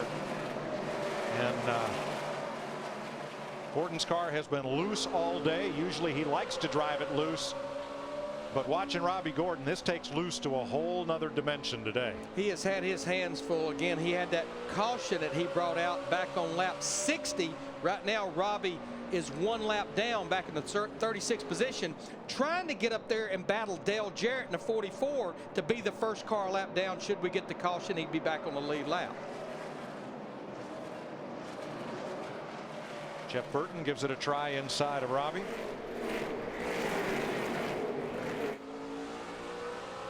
Kyle Busch behind him, and then Brian Vickers and Greg Biffle and Dario Franchitti.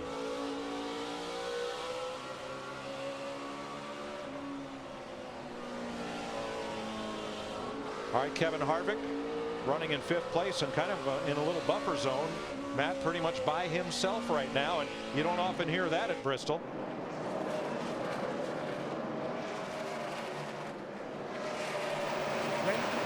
Racing with a lot of motivation is Kevin Harvick. Now, he's a guy that pays attention to detail. In fact, he likes to paint everything on the car yellow. Todd Berger said, well, if that's the case, you score a top 10, we'll paint the side skirts yellow. That's what he did. They had another, paint the end plates yellow. He got another top 10. Then the roof rails. He said, we get a top 10 today, we're going to start painting the brackets on the back of the wing yellow. Harvick, though, says the car a little too tight at this juncture. It sounds like we're going to hear that complaint from more and more guys. We've been talking about it since the drop of the green flag. Once this place starts getting some rubber on it, it's going to make these cars have less and less front grip. Tony Stewart about 0.8 of a second up on Jimmy Johnson. Stewart's teammate Denny Hamlin riding 3rd, and those 3 cars are pretty much in a straightaway by themselves. They've got Dale Jarrett, a lapped car, before you get to Kevin Harvick, Clint Boyer, Jeff Burton, and Brian Vickers, who is a lap down. And moments ago, watch the 6, David Reagan.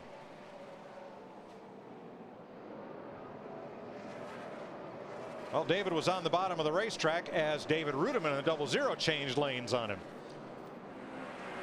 This was right behind what went on there, riding with Casey Kane in the 9. You see him have to check up and jump on the brake pedal. Well, there was a hole, and one came up, one came down. But that's what happens here. You get 1 or 2 cars that get together, and you start having that chain reaction, just like we saw on that last caution between Kyle Busch and Jeff Burton. They just start stacking up. Jeff Gordon just moved by Eric Almirola in the 8 car. That moves Jeff Gordon in the 24 up to the 13th position. Looking now at the back of Michael Waltrip in the 55 car, who's in the 12th spot. Now they're single file, Larry, but from them on back, from Carl Edwards on back, this field is kind of packed double wide. Have a look at them. Look at all the action toward the back half of the field, and that orange dot closing up on it. I was going to say, that's the reason the action is picking up there. The spotter, the crew chief is saying, leader, same straightaway. Leader, 4 seconds behind you. Tony Stewart is about to catch a pack of traffic, and this could be exciting.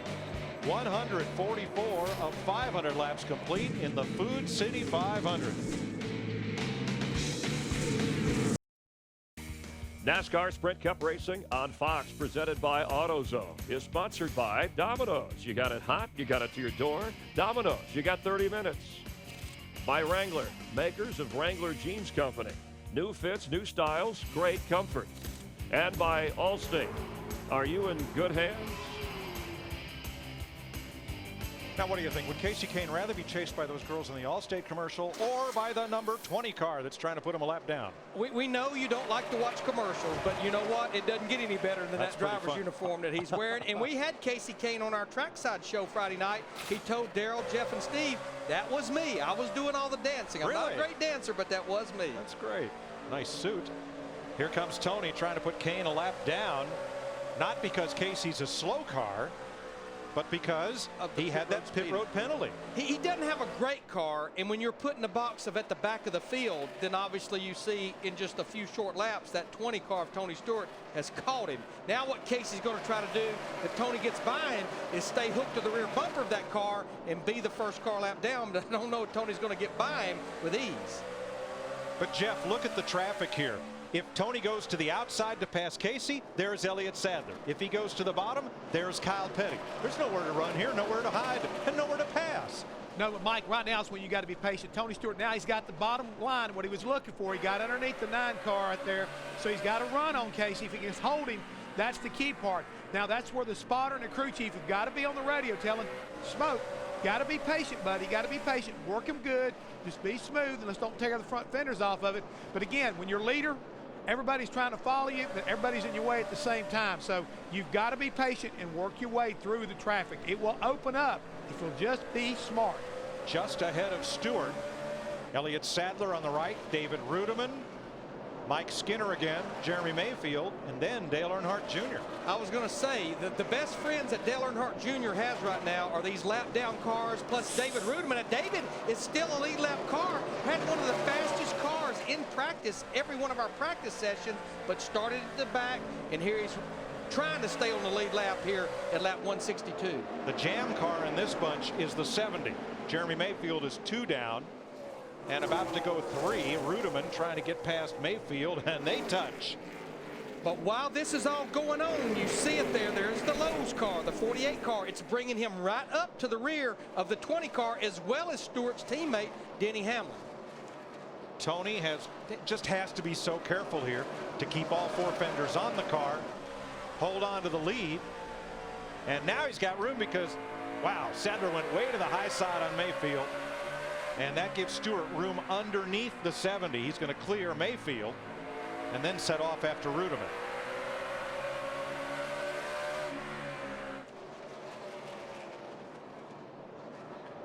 And that gave David Rudiman a lot of breathing room, along with Dale Earnhardt Jr., Reed Sorensen, and Kurt Busch, which are the next cars up ahead. But I tell you, we talked about Dale Earnhardt Jr., the 88 car. I've been watching him. He has moved that car all the way up to about 1 lane off the top of the racetrack. Look how he's diamonding the racetrack. You can see him. That's as high as anybody's running right now. Krista? Dale Earnhardt Jr. loves the high line every track he goes to. When I talked to his crew chief, Tony Uri Jr. this morning, he said Jr. wishes he could run up here. We talked about in our practice shows this weekend, there's so much rubber, the marbles that collect up there. You can't really run the high line, but like you just saw, Dale Earnhardt Jr. is pushing it as close as he can. He said on the last run he was a little free in and off, but better in the center of the turns. Trouble for Dale Jarrett, starting his final Sprint Cup points race. Came down the backstretch a lap ago, felt a tire going down, and pitted. He had been running in the free pass position and doing a really good job of being the first car a lap down, but now he'll go several laps down. Now this is a battle for second. Denny Hamlin in the 11 car, he had moved up about a lane off the bottom, but Jimmy Johnson in the 48 will use Travis Quapple as a pick and hold on to the second position. This battle is about a second and a half behind leader Tony Stewart. There you see the battle for second on the right and the battle to stay on the lead lap on the left.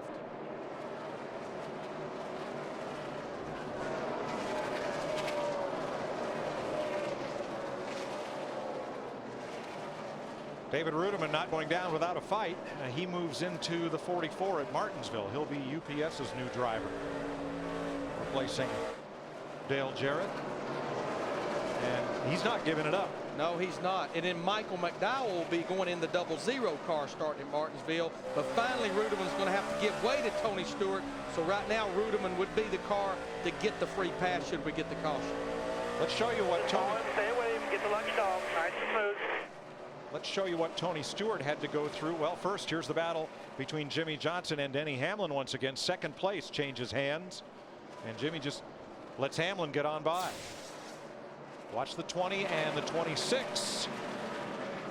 As Jamie McMurray carried Stewart up the hill. Little contact there.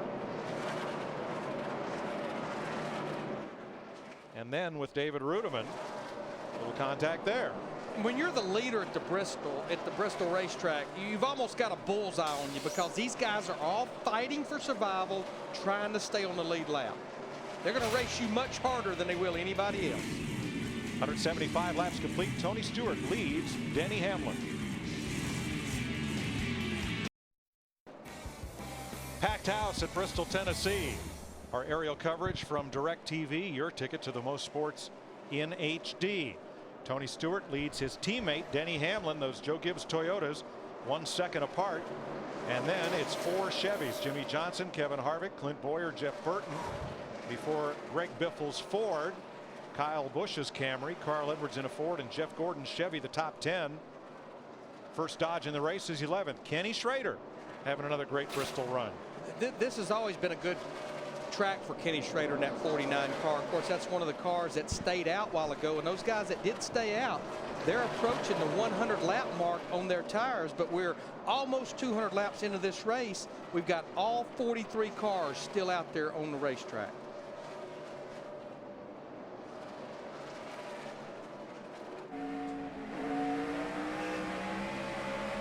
Boy, Franchitti and McMurray just about hung there up off turn 4. And Kenny Schrader and Paul Menard and Ryan Newman, all those guys had nowhere to go.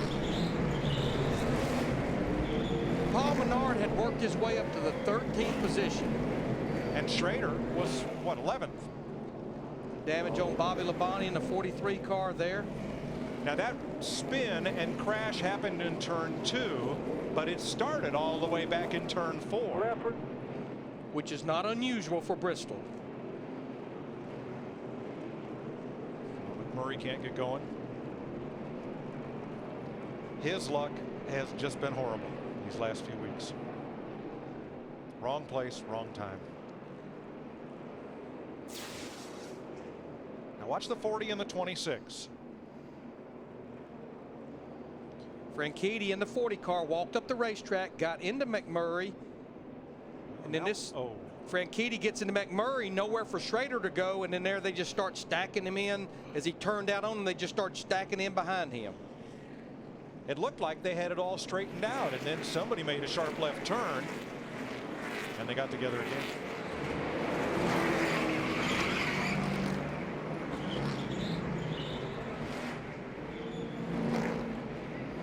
Here's Michael Waltrip on the Napa cam going to the left bank. Keep digging. No caution. Go low. Go low. Go low. Go higher. There you go. Keep going. Caution's out. Caution's out. Yeah, your other low. But you know what? That was a great job by the spotter because you saw Bobby Labonte, the 43 car, just come barreling by him on the inside. Michael Waltrip, no marks on his car. Bobby Labonte's front end's completely tore off. 5th caution of the day. J.J. Yaley will receive the free pass there in the number 96. And this time we expect all the leaders will stop as Denny Hamlin, Tony Stewart lead them onto pit road. Jimmy Johnson, Clint Boyer, Kevin Harvick. Here's Kristen. Clint Boyer calling for his first adjustment of the day. He said his car is getting just a little bit tight in the center off on the turns. They're going to make a wedge adjustment, also an air pressure change for Clint Boyer. Dick. Jeff Burton has been running in the top 10 all day long. He pits out of the 6th position for this pit stop. He wants the car to turn a little bit better in the corners than it is, so they're going to make a minor adjustment to accomplish that. Steve. Nick Kyle Busch, last week's winner, starting to get frustrated in that number 18 car. He says, give me all the steering you've got. I cannot turn this thing. They're going to make an air pressure adjustment and a track bar adjustment. Matt? Denny Hamlin asking for the same thing he got last time. That's more air pressure adjustment and a chassis adjustment. Meanwhile, Tony Stewart trying to keep up with the racetrack. They were going to gun for a wedge adjustment. Kyle Busch pitted out of the 9th position as we complete 193 laps. Tony Stewart first off pit road. 193 complete in the Food City 500. You're watching NASCAR on Fox. NASCAR Sprint Cup Racing on Fox, presented by AutoZone, is sponsored by Dish Network. Never miss your favorite shows with a Dish DVR. By non-drowsy Claritin allergy products. And by the Ford F-150, built Ford tough. We've just gone green at lap 197. The Gibbs Toyota's 1st, 2nd, and 9th. Denny Hamlin looking to lead this race, and does. Gets back out in front of teammate Tony Stewart. 2nd time that Hamlin has led today. The way he got the lead from Stewart just prior to the caution was Tony slowed up as J.J. Yaley climbed the hill and got into the wall in front of him. And here's a look at it on the right of your screen. I almost get a feeling that Tony Stewart's spotter talked to him about the wreck happening in turn 1 a little quicker than maybe than Denny Hamlin's spotter did. Now Stewart just lost a couple more positions to Jimmy Johnson in the 48, Clint Boyer in the 07. Seems just like the start of the race, Larry, where the tires were not yet up to temperature and pressure, and Stewart rode out the first 10 laps and then went to work.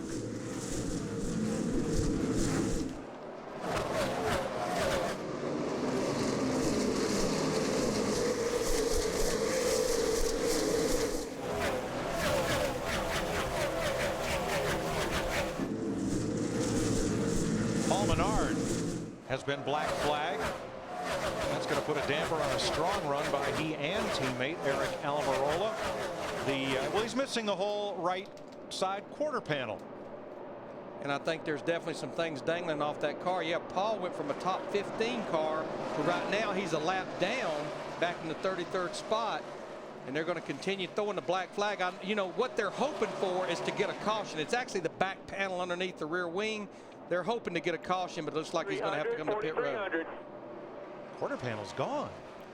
Which, no problem. You can race here without that. But I think the concern was that back panel flapping was going to come loose.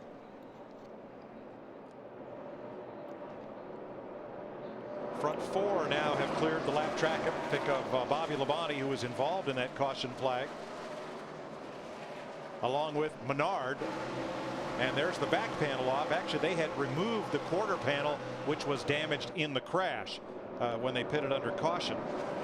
Jamie McMurray also involved, Dario Franchitti, Bobby Labonte, Kenny Schrader, and Ryan Newman. Only Schrader and Murray have taken their cars. McMurray have taken their cars behind the wall of those in the accident. Clint Boyer in the 07. Working on Jimmy Johnson for 2nd. Of course, Clint Boyer led 39 laps earlier in this race. I think he'll eventually win this battle. And something we haven't seen much of the last 2 days here, sunshine on this speedway. And that definitely will make this track lose some grip. You know, we've not seen the sunshine since we got here on Thursday afternoon. But while these guys, they've been battling side by side for 2nd, we're riding with Tony Stewart. It's pulled him right up to the rear bumper of Clint Boyer.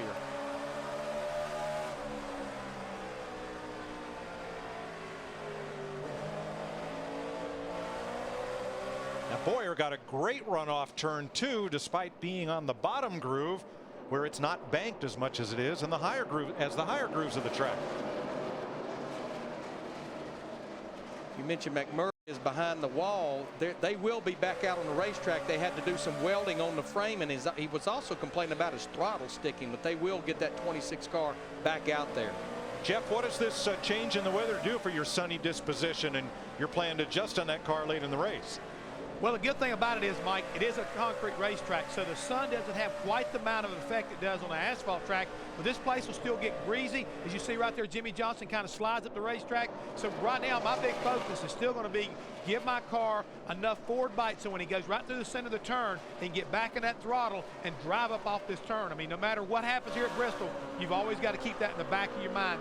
Forward bite is so important. And guys, I want to point out one thing real quick. I looked on the scoreboard a minute ago. Dale Earnhardt Jr. running that high line, stayed on the lead lap. He's now up there running that 15th position. I think he's still working that high line. Yeah, Jeff, we were noticing right before that caution that his lap times were pretty much mirroring the leaders. He definitely found something up there in the higher line. Ryan Newman has the same problem Paul Menard did. That tail light panel and rear bumper cover is flapping, so he'll have to stop and get that crash damage repaired. Martinsville in 2 weeks. NASCAR on Fox takes a weekend. Bear by the tail, guys. Bear by the tail on the sides, left and right, and then crank 4 rounds in the left rear. We'll take a week off for Easter and then be back with you 2 weeks from today at Martinsville, Virginia on the half mile. Was a battle for a few seconds between teammates. That's a battle for fourth between Kevin Harvick in the 29 and Jeff Burton in the 31. It's one of those climb the hill and do the drop down and under, the old bottom shot coming off the corner, which you've seen at short tracks throughout the country for years and years. Pretty stout run today for Richard Childress Racing as we're closing in on the halfway mark there. You see all 3 of them up in the top 5 right now.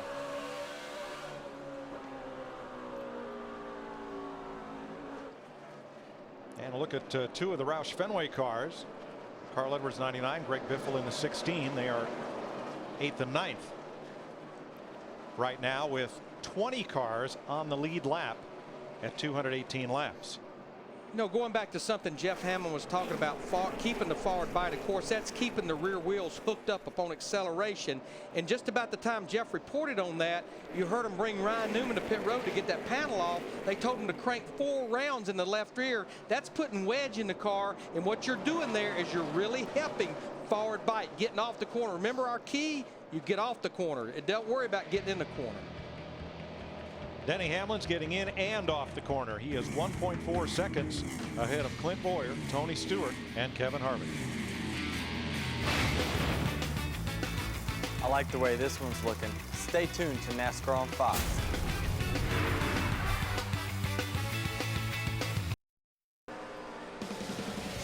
Denny Hamlin continues to lead. Tony Stewart now second. And if you've got a NASCAR question anytime, anything you want to know, we've got the answer for you at the coolest NASCAR website ever, Ask the Pros, built by the Home Depot at foxsports.com.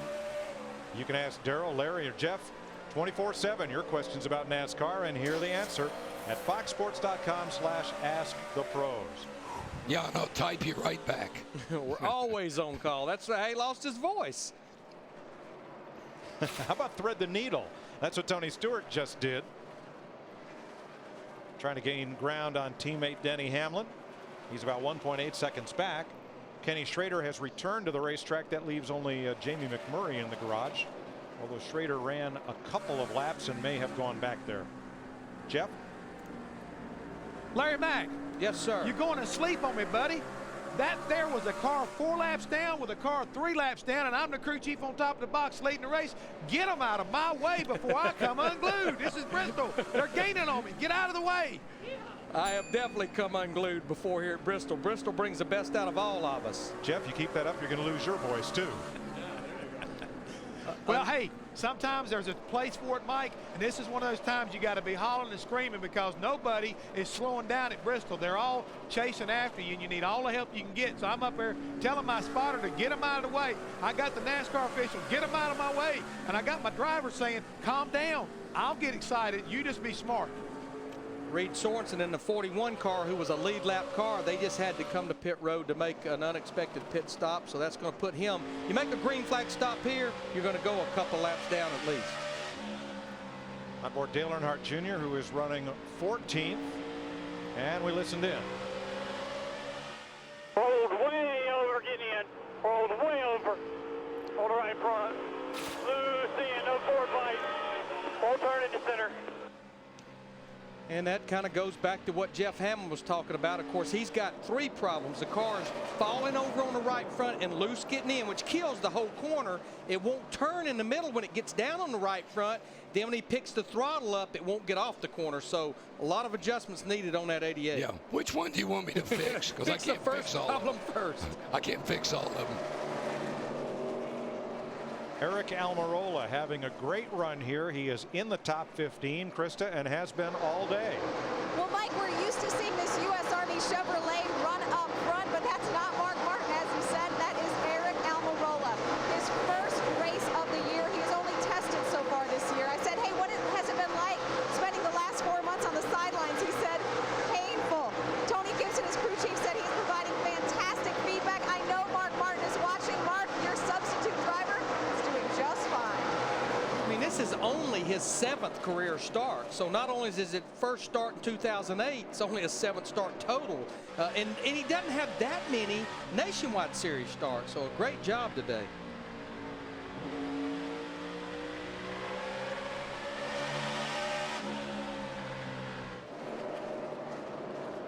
Kyle Busch trying to become a factor here.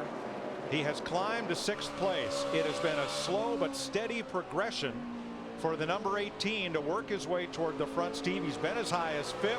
He's currently 6th and just keeps nibbling away. Mike, remember when the caution came out last time, Kyle Busch said, I can't turn this thing. Give me all the steering I can get. Well, they made an adjustment, and Mike, he just said, I'm turning a lot better. In fact, now I'm on the verge of being too loose.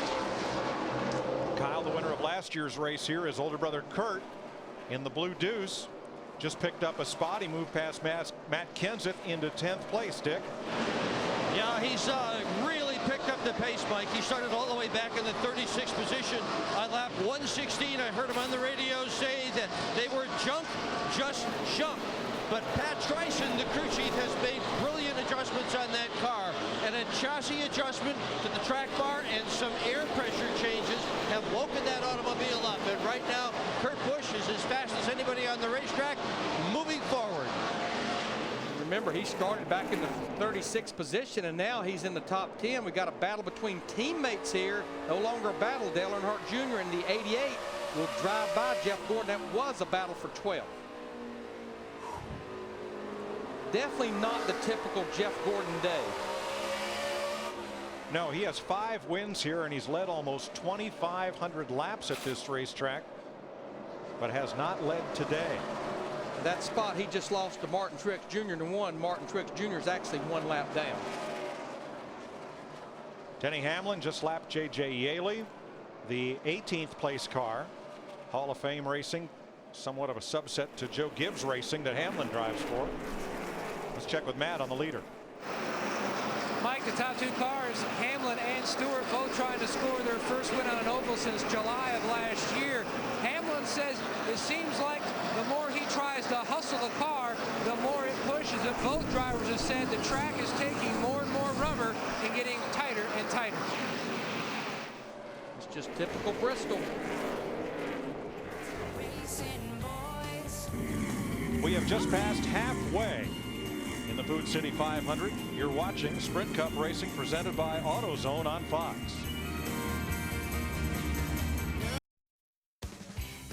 NASCAR Sprint Cup Racing on Fox is presented by the auto parts experts at AutoZone.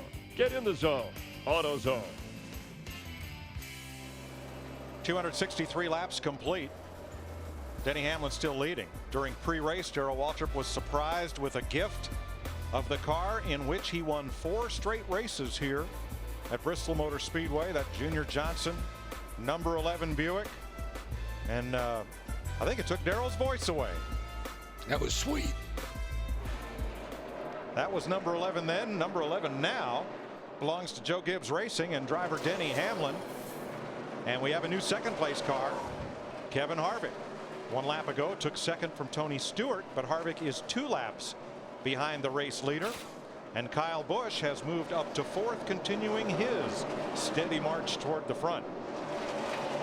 I believe they just keep making that 29 car better and better. I think this racetrack is going through a lot of transition. You're starting to see it get blacker and blacker in the corners, more rubber getting down. These crew chiefs know that over these last 230 something laps, they're going to have to keep freeing these cars up, but not make them loose, just make them turn better.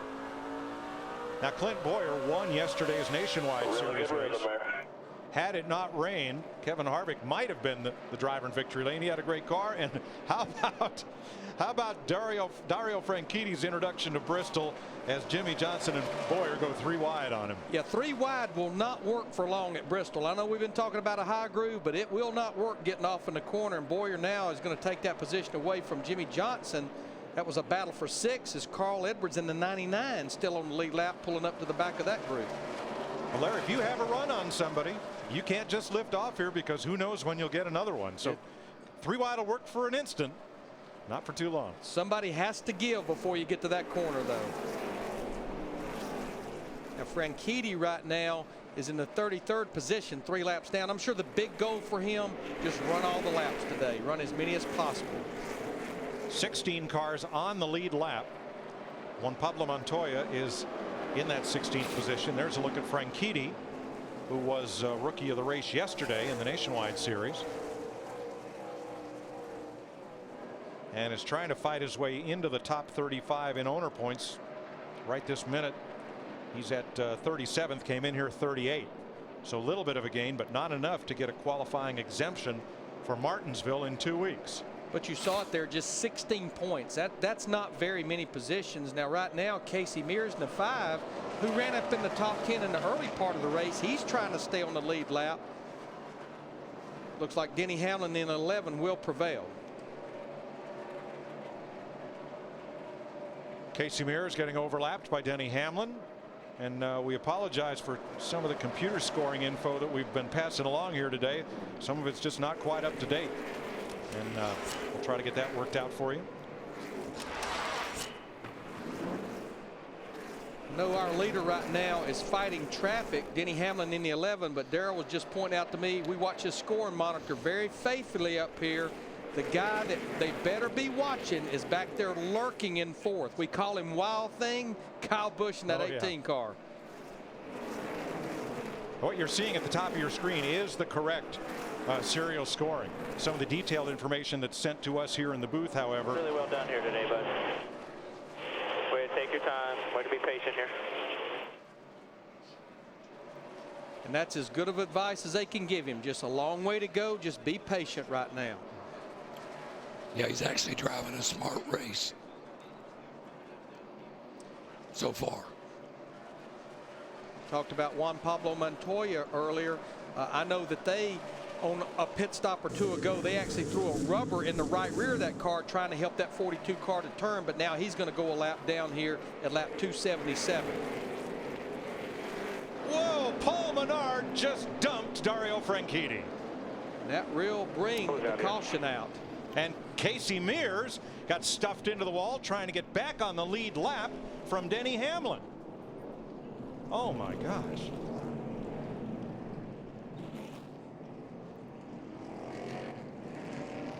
And you know, Franchitti, he got dumped yesterday in the Nationwide Series race by Casey Kane. Well, he just got the Bristol stomp put on him, and poor Casey Mears is a victim yet again. Right, let's show you how all this unfolded to bring out our 6th caution of the day. Going down the back straightaway, Menard got in the back of Franchitti almost before they got to the entrance of turn 3.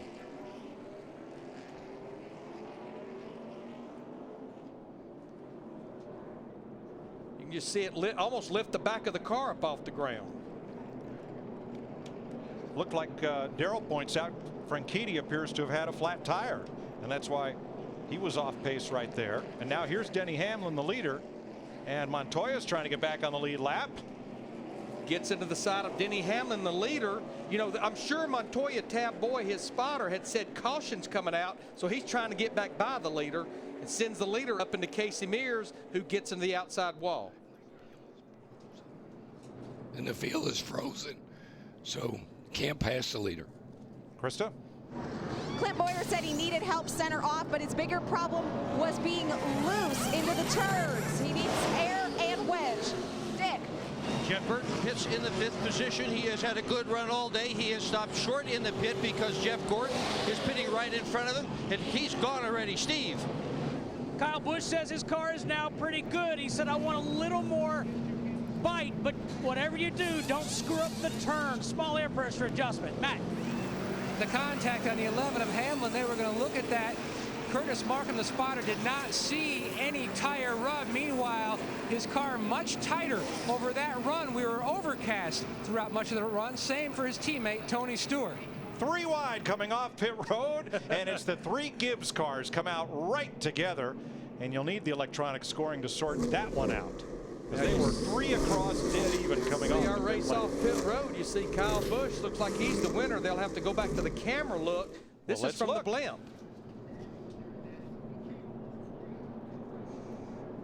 Here they come to the line. Whoa. Oh, that's too close to there call. you go. Looks like the 11 car won the battle. All 3 Gibbs cars. I believe Denny Hamlin won that battle, though, from that shot right there in the 11 car. But they used to always say it's a lot easier to, now Denny Hamlin's actually coming back to pit road, and I think what they're going to do, they're going to go to work on that fender. We only have 16 cars on the lead lap, so they don't want to take a chance. Go ahead and unpeel it there. Go ahead and unpeel it. They ain't got time to peel it. Pace car will be coming quick. While we're under caution for this 6th time today, David Rudiman being held for pitting out of the box on his stop. Let's go down to Jeff Hammond for today's State Farm Safety Report. At most short tracks, we don't run interliners inside the car like we normally do at the super speedways. This is an interliner inside of a regular Goodyear tire. And what we do here at the fastest half mile, Bristol, Tennessee, we run those interliners down the right side of the car for safety. That's right, when a guy gets a flat tire here, you need to have that interliner to help you. This is a tire that is flat. We'll show you right quick. There's no air on the outside, but look at the interliner pressure. Almost 51 pounds to be able to keep this car off the racetrack and be able to allow these guys to drive back to the pit safely. Thanks, Jeff. I believe what Juan Pablo Montoya was trying to do was the spotter was trying to tell him they're wrecking in front of you, and he was hoping to gain some ground before the caution wave because, as Darrell correctly pointed out, the field's frozen at the last scoring loop you pass before the caution. So maybe they were trying to anticipate the caution and instead became part of it. You saw the 11 car on pit road getting repairs. Now you have the 5 car, Casey Mears. They just went a lap down, and they're going to go another lap down. The 11 car did get back out there, so he'll stay on the lead lap. We're under caution at Bristol at 284 laps. Let's go downstairs for an AT&T race break. Mike with Jeff Hammond, 5 leaders, 9 different lead changes, and Kyle Busch going for back-to-back, and not only in weeks but in races here. And let's talk a little bit about that mishap moments ago, because Menard and Franchitti got into it a little bit earlier. Well, it is Bristol, Chris. I mean, everybody knows you pushing and shoving is something that's commonplace around here. So, you know, I'm not going to say it was a payback scenario, but it was like great opportunity to kind of let him know, hey, I'm here, get out of my way. Just a quick recap. Tony Stewart leading 93 laps. Denny Hamlin so far in this race. And here you see in the 40 car nudging Jamie McMurray. This was earlier, and it created with Kenny Schrader escaping a little bit. But Ryan Newman, there's Paul Menard in the 15, Jamie McMurray. And on this, you see this is on board with Michael Waltrip. Amazing of getting through this. He did a great job right there. It was really triggered it. And again, a lot of guys involved in it, but this, like you said, could have been like Paul said, hey, you remember me? Bam, get out of my way next time. But because of all of this, our leader at that time, Denny Hamlin, gets into Casey Mears, who gets in the outside wall, and the 11 car forced to go back down on pit road. But the key thing is right now, his teammates are really looking strong. You know, Denny, I think, wound up winning the race off of pit road, but Kyle Busch back in a familiar place where he's been recently, plus the fact that Tony Stewart is right behind him. Yes, and updating 6 cautions, obviously 6 lead changes, or 10 lead changes. with 6 different leaders, and you were impressed with that shot, that overview that our director Artie Kepner captured with the 3 Toyotas and then right behind 3 Chevrolets leaving pit road. It just goes to show you the closeness of this racetrack is definitely here, whether it's on the racetrack or off of pit road. And after a break for Easter Sunday, and we hope you have a good one, we'll be on to Martinsville, the shortest track on the circuit, and Jimmy Johnson going for his 4th straight win there, still looking for his first win of the year. Let's get ready to go green and head back upstairs. Thanks, Chris. It was confirmed Dario Franchitti had a left rear tire that was going flat when Paul Menard got into him going into turn number 3. Kyle Busch, Tony Stewart, Jeff Burton, Kevin Harvick, Jimmy Johnson, Clint Boyer, and Carl Edwards in the outside lane as we restarted lap 287. Now, Denny Hamlin, who had been leading this race, they came back to pit road for repairs. He's still on the lead lap. Right now, he's in the 15th position. We have 16 cars on the lead lap. Harvick breaks out from traffic. And from there on back, it's double wide.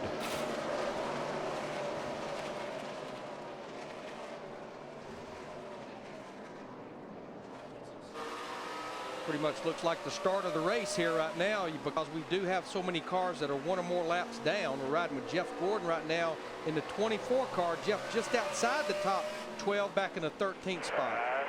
Spin, turn 2, the leader, Kyle Busch. Steering stuck. The steering stuck. My gosh. I've had that happen here. Low air, and the box will block up. And a fire from underneath Mike Skinner's car in turn 4.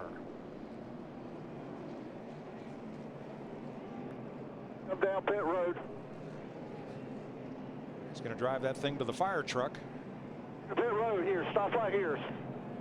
They get him to stop right there. The fire truck was right there. Stop. Stop right here. They don't want you to go down pit road. Stop right there. They'll come out right there. And that's a good call, because there are cans of Sunoco race fuel all up and down pit road waiting to go into cars. They would. There they are. There they're coming. And here comes the fire apparatus. And Mike Skinner's car is extinguished. Mike, I've had that steering stick before after a pit stop. Low air. So Kyle Busch going for 2 in a row at Bristol, comes off turn 2, spins, and crashes to the inside. You'll see him go off into turn 1 here. Car turns good right there. You're starting to see some smoke there, like maybe he had a low tire going down or something. It looked like power steering fluid, like it blew a line off. You're probably right, Darrell, because I think that's maybe what the smoke was there. And he just had no steering whatsoever, and you're going to see him go down and get the inside wall. Remember, he comes in here our points leader. Here's Digger's view. I believe that's exactly what happened, Darrell. Something failed on the power steering, a line or something. That's what the trail of smoke was. The point leader and defending champion of this race, Kyle Busch, crashed but still out there. NASCAR Sprint Cup Racing on Fox, presented by AutoZone, is sponsored by Toyota. Moving forward. Pit road should be open this time as we close up on 300 laps here, just 3 laps from now. Kyle Busch appeared to have power steering trouble that put him around and into the inside wall. You know, on your street car, if your car stalls while you're driving and it won't steer. It's like it's locked up. It's like the steering arm is stuck on the sway bar or something. But I just believe what's giving him that feel is he doesn't have the power steering assist, which is what power steering is. It's just steering assist, and I just don't think he has it, which is what the smoke was, some type of power steering fluid leak or a failure or something. Steve? Mike, that's exactly what it is. Steve Addington described it as a failure in the power steering box. They're going to have to come back around, get tires, and make sure the rear deck lid is attached. And Kyle Busch said, well, then I guess we need to get power steering boxes somewhere else then. Jeff Hammond can show us more from our Ford Fusion 360 cutaway car. Mike, what we want to talk about right now is you have a power steering failure, and I want to point out something else. The 11 car, his teammate Denny Hamlin, if you remember last week, they had power steering failure, and what it was, the bottom seal on this power steering box itself blew out. Now, that might would have happened to Kyle Busch. Here's the steering box, and the seal is actually located in the bottom of this box. And with the small amount of reservoir and the way this thing pumps fluid into the box, it very easily could have blown that seal out. And if that's the event, all of a sudden he will not have any power steering the rest of the day. Here's the reservoir we're talking about that holds the fluid. It's pumped through these lines, again, all the way down into the pump, but back into that power assist box that Larry's talking about. But this team has experienced power steering box problems last week with the 11 car, so it may be the same thing this week on the 18. Mike? Thanks, Jeff. And if you've ever been driving down the highway and your car stopped running, you would find it would be very hard to steer, because not only is the power assist not assisting, it's also limiting your ability to turn the car. Well, that's going to be a tough one to control. Well, you can get by with it at Atlanta, but DW, a little bit of a tough act at Bristol. It's going to hurt for a long time.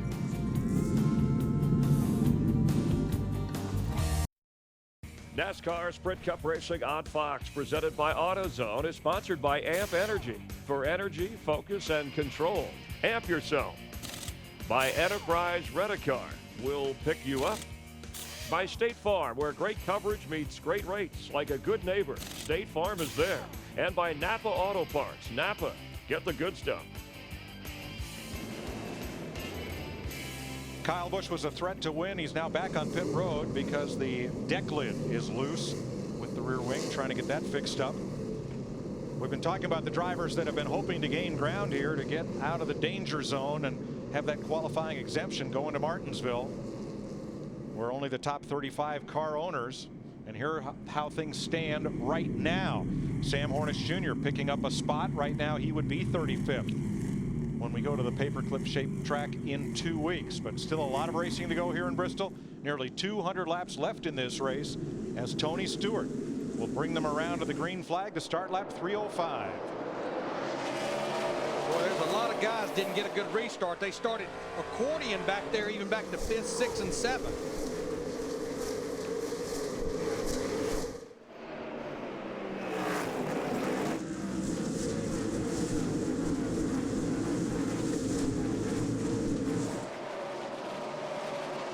Mike Skinner treated at the care center and released.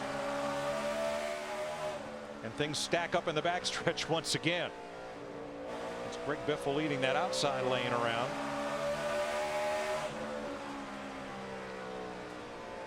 A little bit of bump and a lot of run. Burton looking at Stewart for the lead. Harvick right there. And we've talked about Kyle Busch winning this race a year ago. Remember, Jeff Burton finished a very, very close second to him. But I think the car they're going to have their hands full with is that yellow 29 car. That car is good on long runs, and they seem like they're making it better for the short runs. Kevin Harvick. Larry, it used to be that to dive under a driver going into the corner almost guaranteed you the pass. But with the new progressive banking here, where the upper lane is 2 or 4 degrees banked more than the bottom lane, that bottom shot is no guarantee of making the pass anymore. No, it's not, Mike. And you go do a race once a year at a little short track out at Irwindale. They were the first role model for progressive banking. As that banking goes up the racetrack and gets steeper, it allows side-by-side racing. Sometimes the second groove is the preferred groove. That's what's happened at a lot of those tracks, Larry. Riverside Park in Massachusetts, Irwindale, California. Seemingly the upper groove is the faster groove, but it makes for good 2 and 3 wide racing if the track's wide enough to accommodate it. And this one may need to be, because you got 3 hungry drivers there all wanting that lead. Stewart, Burton, Harvick.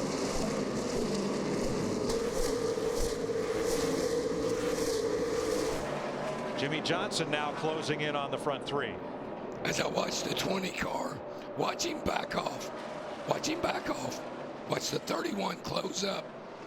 Then he shoots off the corner. He's rolling it in easy, driving it off hard. That's Darrell Waltrip. I think his voice a bit overcome by that generous gift in pre-race, and maybe a few too many laps on the track yesterday under threatening skies. Hollering at Hammond yesterday, that's what did it. Darrell will be back at full song 2 weeks from now at Martinsville, don't worry. Now, Kevin Harvick in the 29 car, he just took that position away from the 31. And I know this is just a short run. We need to get into a long run, but the car that seems like they keep making it better and better is that car back in 4th place, Chad Knaus with Jimmy Johnson in the Lowe's car. But you know, Darrell talked about Tony rolling out of the throttle earlier. That was one of our keys. You don't beat people getting in the corner at Bristol. You beat them off the corner, and that will prevail because you carry that speed all the way down. Even though the straightaway is only 650 feet long, it's important to carry that speed all the way down that straightaway. We need to mention that Casey Kane got the free pass on that last caution flag. Look at Stewart's laps led here. The last 3 trips to Bristol. Last 2 spring races, he has led the most laps.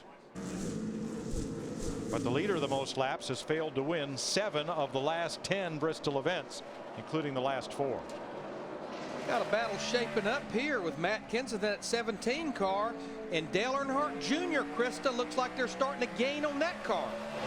Absolutely, Larry Mack. He had talked about before this run his car being a little loose. He said he has started to develop a little bit of a push, but he's likened his season to a basketball game where, of course, in tournament time for March Madness, Dale Jr. said it's nice relief to have started the season off so strong, but like a semifinal game, you can't enjoy it too much because you don't know what's around the turn. Steve Burns? Well, Krista, speaking of basketball, Matt Kenseth earlier saying that his right front tire felt like it was bouncing like a basketball. They've been tight and working on that 17 to free him up. And Steve, he's been able to gain a little ground on Dale Jr. Inching away from him. Jr. had caught him about 6 laps ago. Taking a ride with Matt Kenseth. You can see a little bit of brake getting in the corner, but just look how big the RPM band is. You can see him playing with the throttle down to about 6,500, well over 9,000 at just a spiking RPM getting into the corner.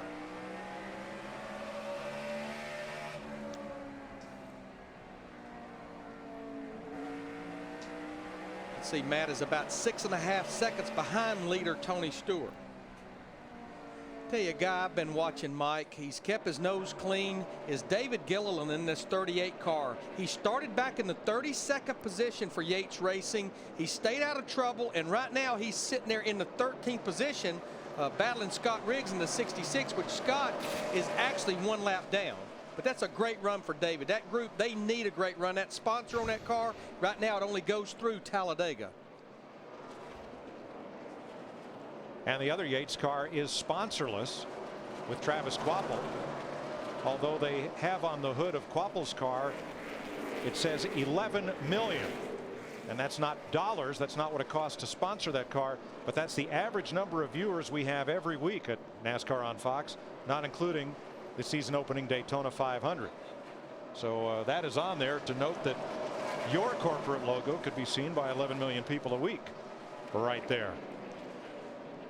Let's do a little update on Denny Hamlin in the 11 car. Remember, they came back to pit road several times under that last caution to get some fender problems resolved. He restarted back in 16th, and right now he is working his way toward Matt Kenseth, which would put him back in the top 10. Right now the 11 is sitting in the 11th spot. So still a long way to go. We've still got 173 laps of racing.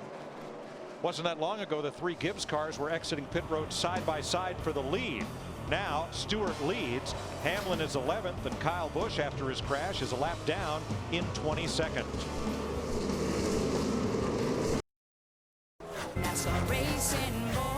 Tony Stewart still leading Kevin Harvick by 0.6. Text race to 75555 to get your NASCAR Love ringtone, or go to jamster.com, keyword race, for details. You can download the whole song at iTunes. Tony Stewart right now he's just overlapped Kyle Busch.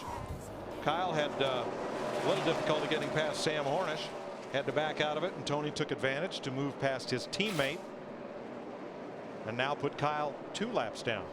But I tell you, Darrell pointed it out, where that 20 car is so strong, is where he gets back to the throttle. The car just lunges off the corner. Go back to something Jeff Hammond was talking about earlier in our broadcast. That car has good forward bite. When he puts the power down, the car takes it. He's able to stay in the throttle.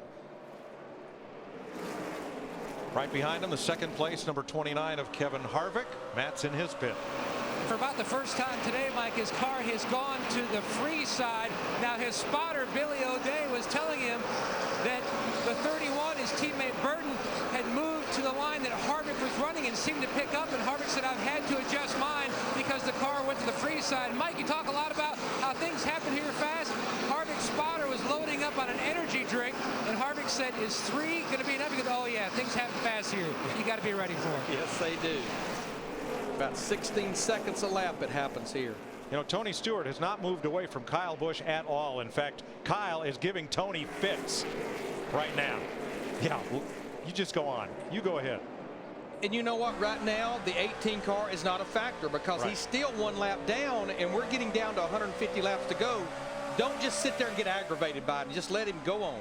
But this yellow car is a factor. Kevin Harvick wants the lead from Stewart.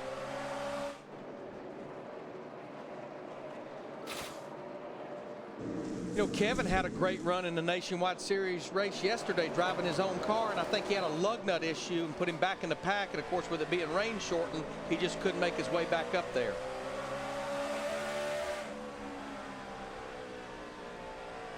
Harvick is going to get the lead.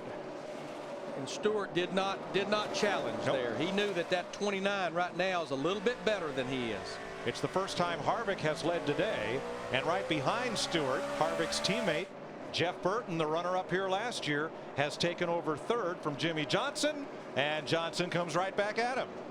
Clear, there you go.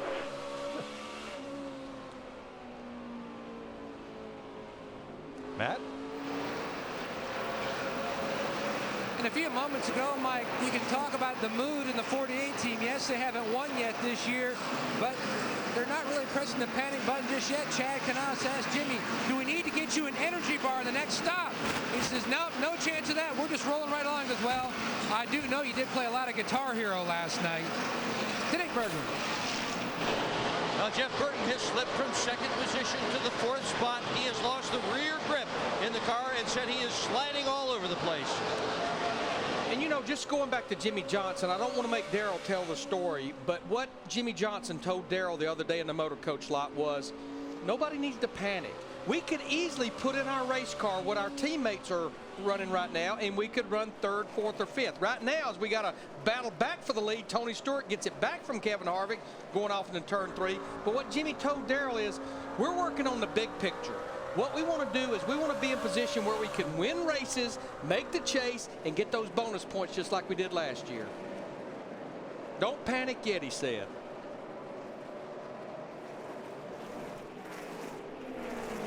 Johnson and Burton about 1 second behind Tony Stewart, who's gone back out front of Kevin Harvick.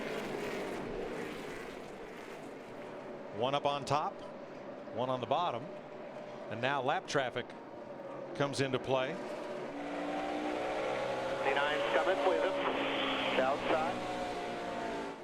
And Tony Stewart starting to arc the high groove. Now he goes to the bottom on Elliott Sadler, and who's right in front of him?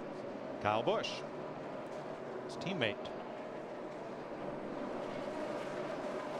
Meanwhile, a little further back, Denny Hamlin has reappeared in the top 10 in that FedEx number 11.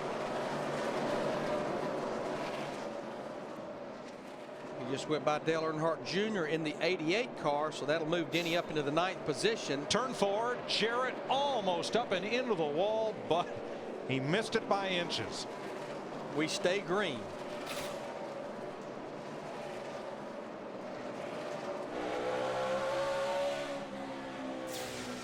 Let's take a look at what happened here. You see Jimmy Johnson in the 48 car just pretty much gets into the side of Dale Jarrett. You'll see Dale just barely be able to keep it off the wall. Right now Dale is in the 36th position, 6 laps down. A lot of that was because he had to make a green flag stop for a tire issue earlier in the race. Right, lost 3 or 4 laps when he had a flat on the right side.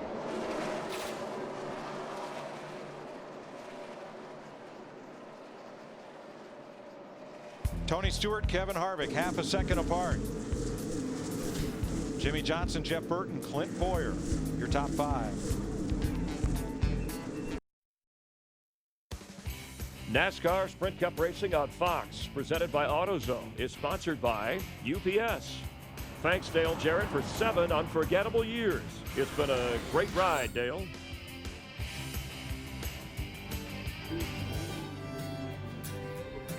I hope you have a very good last race. Hey guys, before we get ready to go here, thanks for all your hard work, your efforts, and it's really been a pleasure working with you. I'll still be around, but thanks for everything you've done for me. Thank you, DJ. That car wouldn't be on the track without you, man.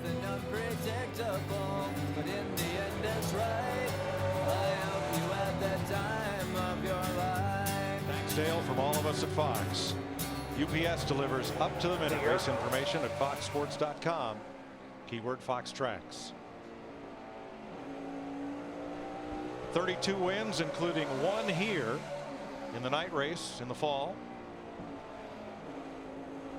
For Dale Jarrett, 668 starts and a championship.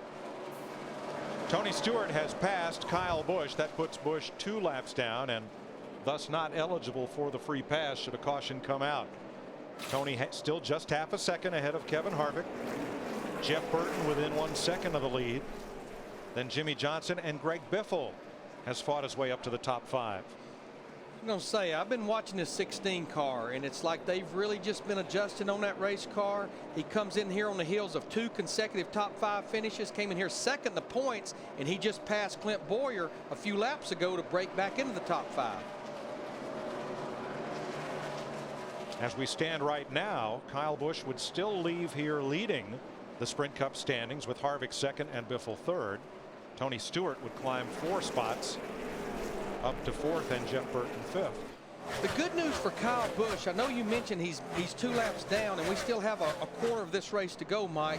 But turn 2, Johnson goes around after getting into Jeff Burton. No caution, keep digging. We just got some. Caution is out now. The caution is out. Caution's out. Good save there, bud. There was a slow car holding them up as they tried to thread the needle. They got together and Johnson cut it hard left to keep from crashing Burton. Burton, of course, was battling Robbie Gordon in the 7 car. Robbie's a lap down. Jeff came down the racetrack a little bit, and Jimmy did all he could try to do to stay off of the 31 car. That'll put us under the 8th caution flag of the day.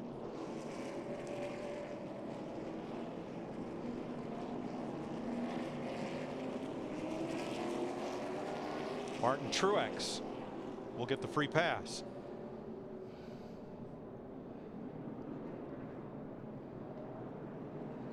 Oh, go for Cam Digger. He's had a workout these last couple of weeks. He's got a headache. Nice save, bud. Keep going. No caution. No caution. Caution's out. Caution's out. And pit road's open. Jimmy Johnson stayed in the 6th position. Krista, this could be a critical stop. We're getting down near the end. Absolutely. The 017 just said make sure you pack it full of fuel. Those were the words from Gil Martin, the crew chief. Clint needs to turn just a little bit better in the center, but he does not want to lose his entry, so a minor change, a small air pressure adjustment in the right rear. Dick. Jeff Burton, after complaining the car was sliding all over the place, managed to pick up another spot. He pitted out of the 3rd position. Now they're going to make a minor change in the car to try to help it turn just a little bit better. Steve. Greg Biffle said to crew chief Greg Irwin, hey, I'm pretty good. Just put some tires on it. Just a small air pressure adjustment on the 16, Matt. Tony Stewart, the leader, wants to go a little more of the track bar adjustment they made on the last stop. Meanwhile, Kevin Harvick, he says, I just need more rear grip. And the sun is out once again. Good stop by the 20 guys. It was, Matt. They'll be out first ahead of Harvick, Burton, Johnson, and Biffle. Johnson brought the caution out, but he's going to gain spots on pit road. How about that?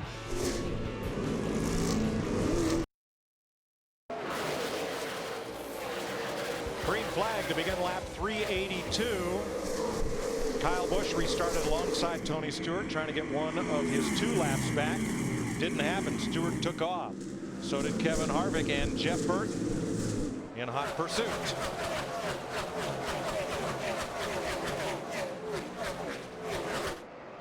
Jimmy Johnson fourth, Greg Biffle fifth, Clint Boyer, Carl Edwards, and Denny Hamlin. Matt Kenseth's ninth, Dale Jr.'s 10th, Kurt Busch 11th, Eric Almirola having a great race 12th, and surprisingly Jeff Gordon mired back in 13th. He's had a push all day and has not been hardly a factor at all in this race. He's really just caught the cautions right, because he's been on the verge of going a lap down a couple of times in this 24 car.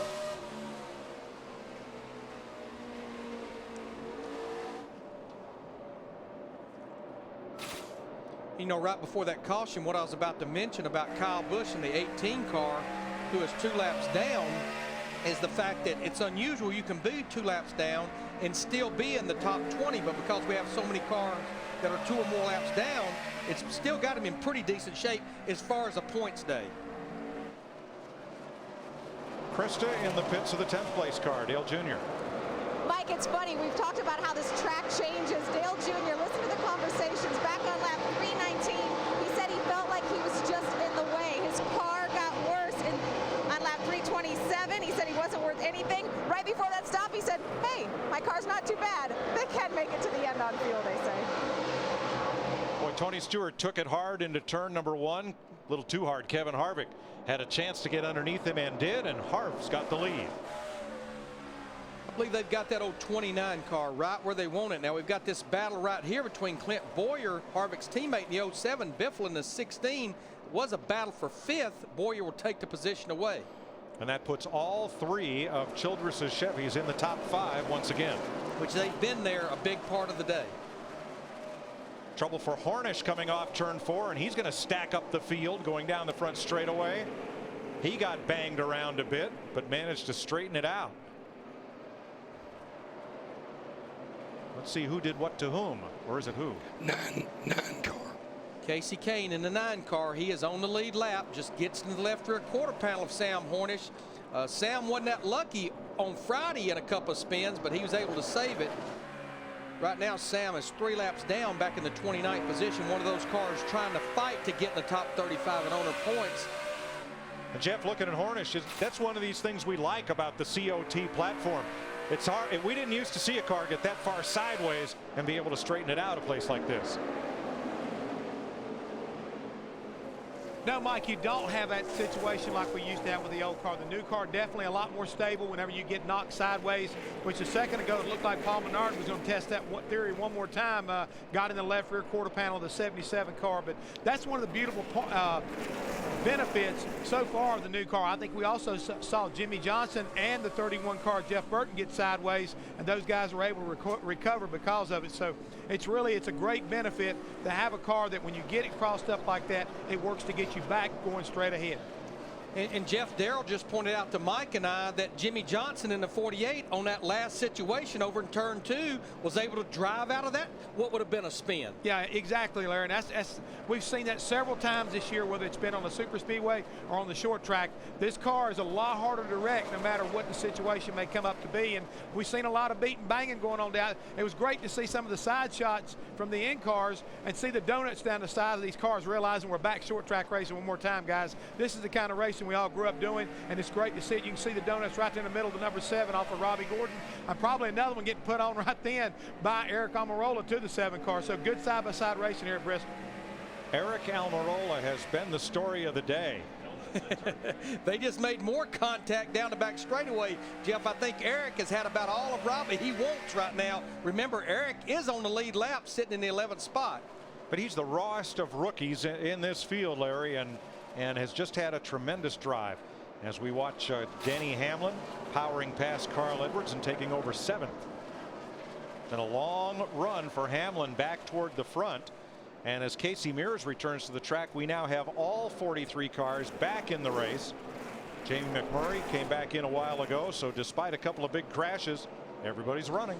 Yeah, Mike Skinner's back out there. We found out what that fire was. We've been talking about the accordion effect. He stacked up and busted the front oil cooler, but they repaired it. He's back out there. 100 laps to go in Thunder Valley. You're watching NASCAR on Fox. NASCAR Sprint Cup Racing on Fox, presented by AutoZone, is sponsored by Chevy, the most wins in NASCAR history. That's an American revolution. Kevin Harvick leading Tony Stewart by half a second. As today's aerial coverage is brought to you by DirecTV. NASCAR Hot Pass only on DirecTV puts you behind the wheel. 160,000 plus fans in the seats and suites. Competitors and officials only in the infield because there's no room for any fans in there. And they are watching Tony Stewart close up on Kevin Harvick once again for the lead. Stewart has led 185 laps today. This will be the third spring Bristol race in a row in which he has led the most laps. Hamlin coming after Jimmy Johnson, 5th place, as Denny Hamlin continues to fight back from that incident earlier. I've been watching this car, and the problem was they came back to pit road on the 6th caution back on lap 279, repaired the front fender, so that was about 130 laps ago, and as we got a battle for the lead again between Kevin Harvick and Tony Stewart. And they're starting to get in some heavy lap traffic now. Stewart powering around the outside, back to the middle groove. Mike Skinner just ahead in that repaired car after the fire earlier. And Stewart Motors on pass with 85 laps to go. But you're right, Larry, a lot of traffic right in front of the leaders now. Well, and that's great news for guys like Jeff Burton, Clint Boyer, and Denny Hamlin, who I was just talking about before we got that battle for the lead. I felt like maybe Denny was going to need the aid of a caution to get back up there, but I think he's got a good enough car to almost get there on his own, pretty much with 84 laps to go, because they restarted this race back in 16th just a little over 100 laps ago, so they have got up there without the help of a lot other than just the fact of the performance of their car. Let's check on the leaders. Matt? Nice rebound for Hamlin and the 11 team, who's led 90 laps today. His biggest hindrance is just being tight. But the majority of that, Mike, has been because he's been stuck in traffic, just trying to be patient, methodically working his way back to the point. Denny Hamlin 3 seconds off the lead as Stewart and Harvick carve their way through traffic, passing Kyle Petty. Well, here's the example I give you. Again, Tony Stewart is starting to fight traffic. He just ran a 16.75. The lap before this, Denny Hamlin ran a 16.47 because Denny has pretty much an open racetrack. The lap cars is Denny Hamlin's best friends right now. The next car in front of Denny, though, is one he's got a battle for position. That's Clint Boyer in the 07. How about Boyer, Krista? Mike, Clint Boyer is scratching and clawing his way, trying to get to the front, because he said if he can get to the front, they can set sail. He told Gil Martin, his crew chief, I can get out front. I don't think anyone can catch us.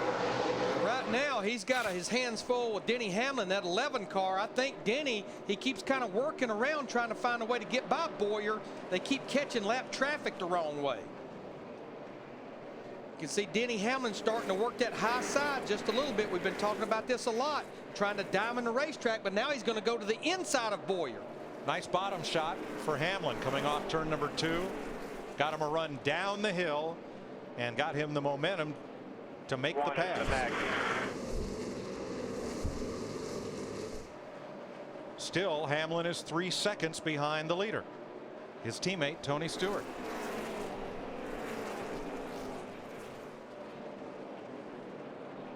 .75 laps to go next time as you see Stewart in clean air and about to catch a bit of traffic, but under no immediate pressure from Kevin Harvick. You're watching Sprint Cup Racing, presented on Fox by AutoZone.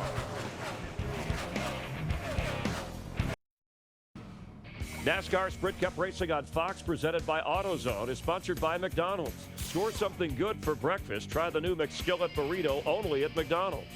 By the Home Depot, NASCAR's home improvement warehouse. By the new AT&T, your world delivered. And by DirecTV, NASCAR Hot Pass only on DirecTV puts you behind the wheel. Tony Stewart leading Kevin Harvick by a full second now as they work traffic. Jeff Burton another full second back, gives Stewart a bit of breathing room. Denny Hamlin now 4th, 2.5 seconds off the lead, and Clint Boyer 4.5 seconds off first. Jimmy Johnson has faded a bit. He is 6th, and he's about to fall into the clutches of Dale Earnhardt Jr., who a lap ago passed Greg Biffle for 7th.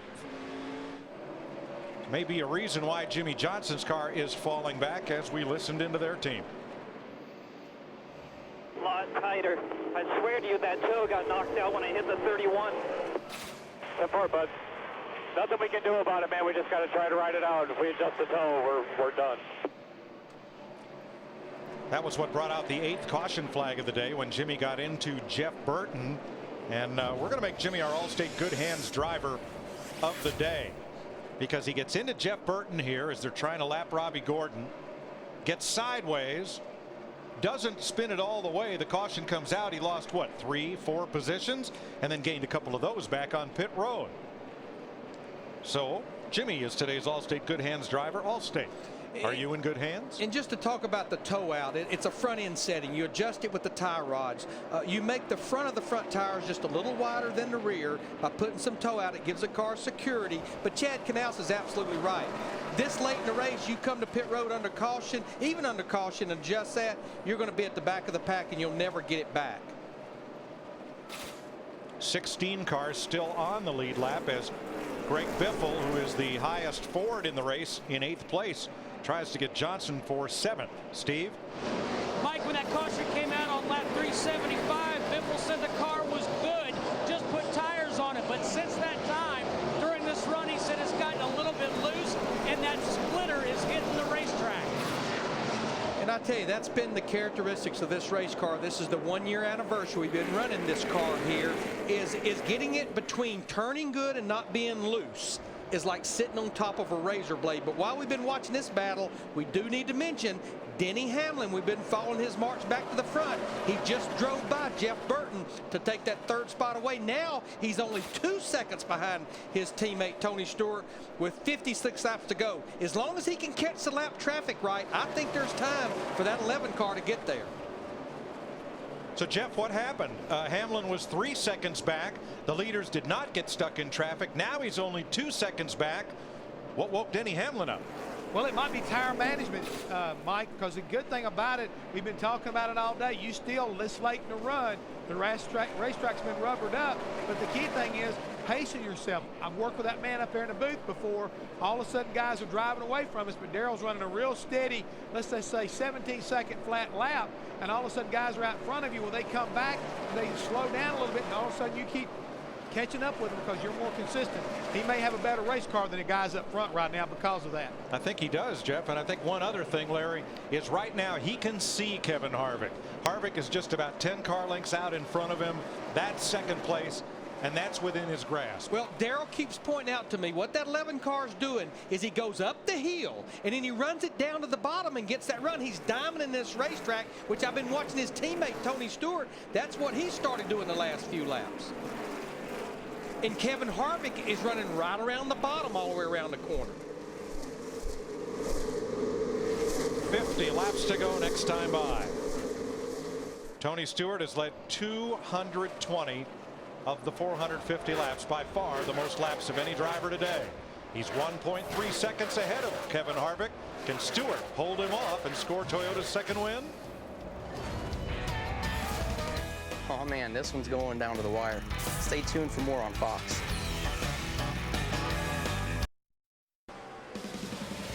.40 laps to go in the Food City 500 here at Bristol. Ask the Pros, built by the Home Depot at foxsports.com/askthepros. It's open 24/7 if you've got questions about any or everything NASCAR. Here's the situation. Tony Stewart leads Kevin Harvick by 0.4 of a second. Their gap is pretty constant. Denny Hamlin is the fastest car on the racetrack. He's trying to close in from half a straightaway back. But what Hamlin's number 11 really needs is for Stewart and Harvick to go at each other for the lead, and then Hamlin can be right there and make it a threesome for the finish. Well, I think what's going to make a big difference is Tony Stewart is about to catch a ton of lap cars up there as we're getting down to 38 laps to go. And right now, Denny Hamlin has that wide open racetrack sitting back there in 3rd. Jeff Burton is now 4th. Dale Earnhardt Jr. has climbed to 5th. Clint Boyer 6th. Greg Biffle, Jimmy Johnson, Carl Edwards, Matt Kenseth, and here comes Junior for 4th place. They've been working on that 88 car, Tony Eury Jr., all day long, and I think they finally got it where they need it, as he's going to take that position away. Right now, though, they're about 6 seconds behind leader Tony Stewart. Matt Kenseth still on the lead lap in 10th. Eric Almirola having a great race.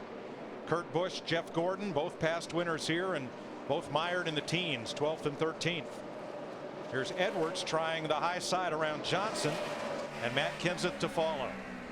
As Johnson, the car towed out from that bump up with Jeff Burton, continues to fall back. Tell you what, our leader just had a close call. I know we're watching this battle right here, but Ryan Newman, we talked about lap traffic up there, just about got together with Tony Stewart in the 20. In fact, you're going to see the 12 car try to get to pit road. There you see the replay right there. Ooh. Newman just went up the racetrack, and there you see Harvick was right there behind him. Close call for Tony. Newman comes to pit road. Tire down. 33 to go. The other lead lap cars are Casey Kane and David Gilliland.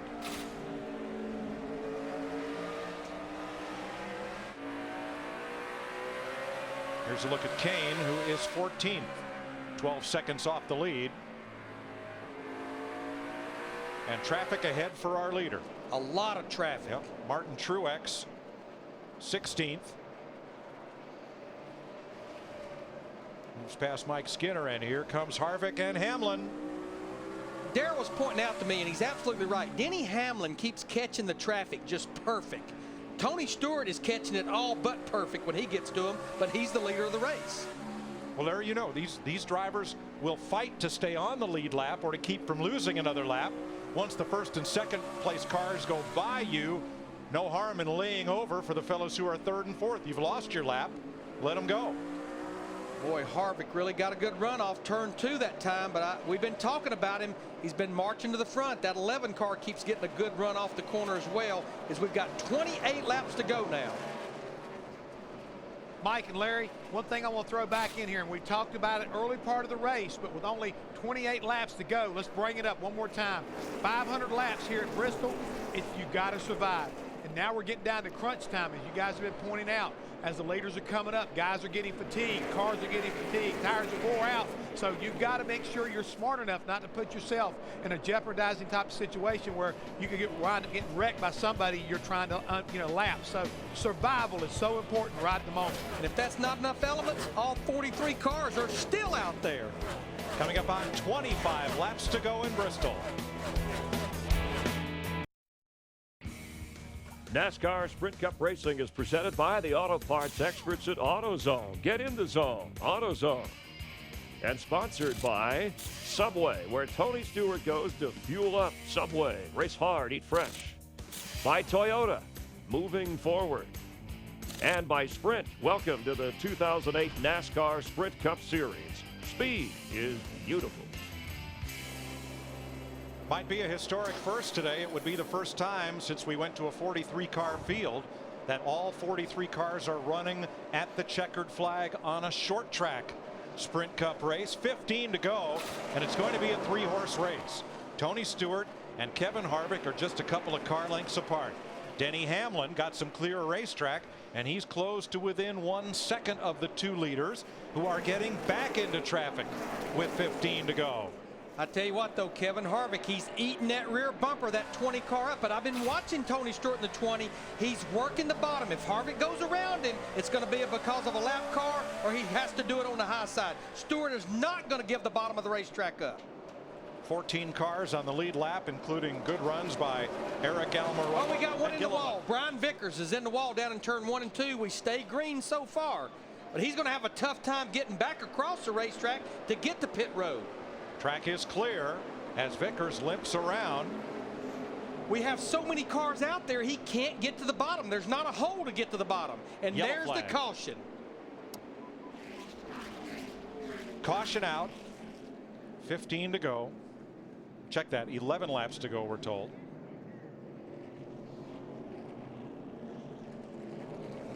And watch on the left of your screen what happens here with the 83 of Brian Vickers. Looked like you had a right front tire down. Car just straight into the wall. Definitely a tire.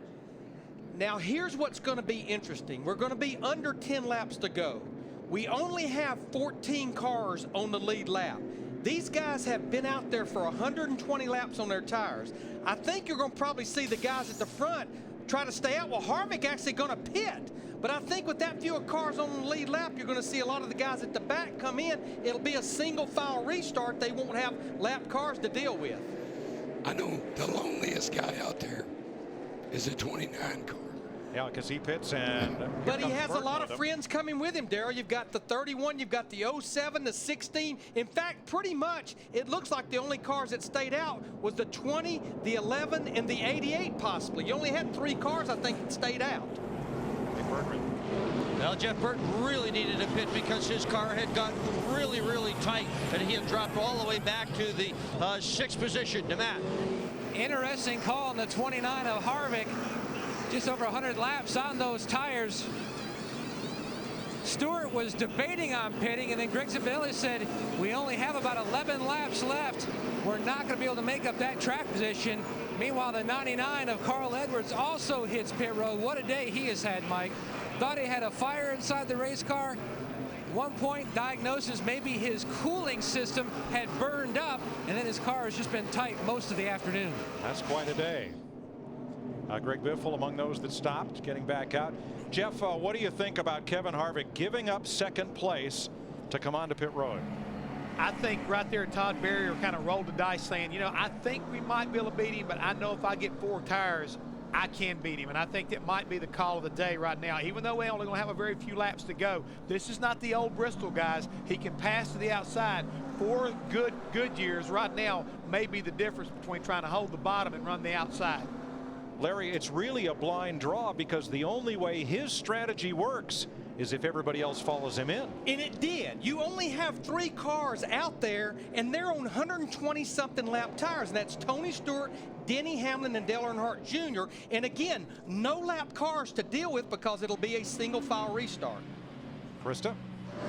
Plenty of turmoil down here in the 88. Dale Jr. wanted to come in. Tony Jr. said, no, stay out. Dale said, I can't hold on, but I'll do what you want me to. Tony Jr. said, well, maybe you should come in and get 2, but it was too late. He'd already gone by. Dale Jr. does not think he can hold on with these guys. Right now, we thought Kevin Harvick was the loneliest man. Right now, you're looking at the loneliest man out there because he's going to have a pack of wolves on his rear bumper with fresh tires. Tony Stewart's best and maybe only chance to win this race is to get away clean on the restart and build up a bit of distance on Denny Hamlin and the rest of this pack. And like Darrell pointed out to me, he's going to have to also deal with a car that was a little better than his car. That's his teammate, Denny Hamlin. They're on equal tires, but I think the 11 was a little better than the 20. Getting ready for our Claret and Clear to Drive restart.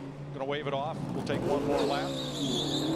Darrell, I know you don't have a lot of voice left, but I know you're itching to get in on this. Can Kevin Harvick come from 4th place and win it? I think he can, because what Jeff said, you got the outside working. He gets up on the outside and 4 tires, he could do it. Right now, Tony Stewart's best friend is NASCAR waving off one of those laps that he's going to have to race. That's not helping any. Nope. 494 complete, 6 to go.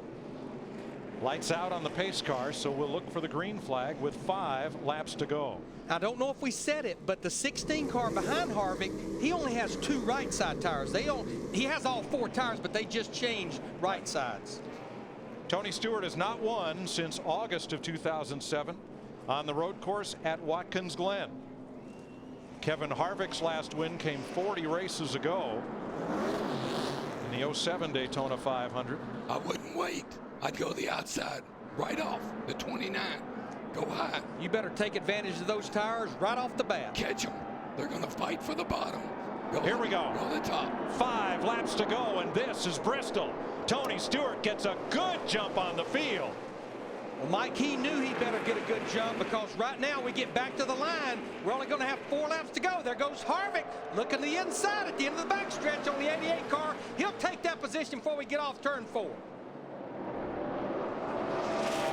And Stewart in trouble. Hamlin goes by him. On the outside, Dale Earnhardt Jr. continues to fight Harvick. We got a slow car that's in the middle there. Jarrett, he'll get out of the way. They'll be coming to 3 laps to go. And it's a 3-horse race, but it's Hamlin out in front. Hamlin was quickest before the caution of these 3. Now Harvick, he's going to look to the inside on Stewart going into turn 3 and 4. He's going to get that position away. 2 to go. 160,000 people, nobody sitting down. Outside. No caution. There's the caution now. There's the caution. Field is frozen, and we will go to overdrive. These 160,000 plus fans will get everything they paid for and more.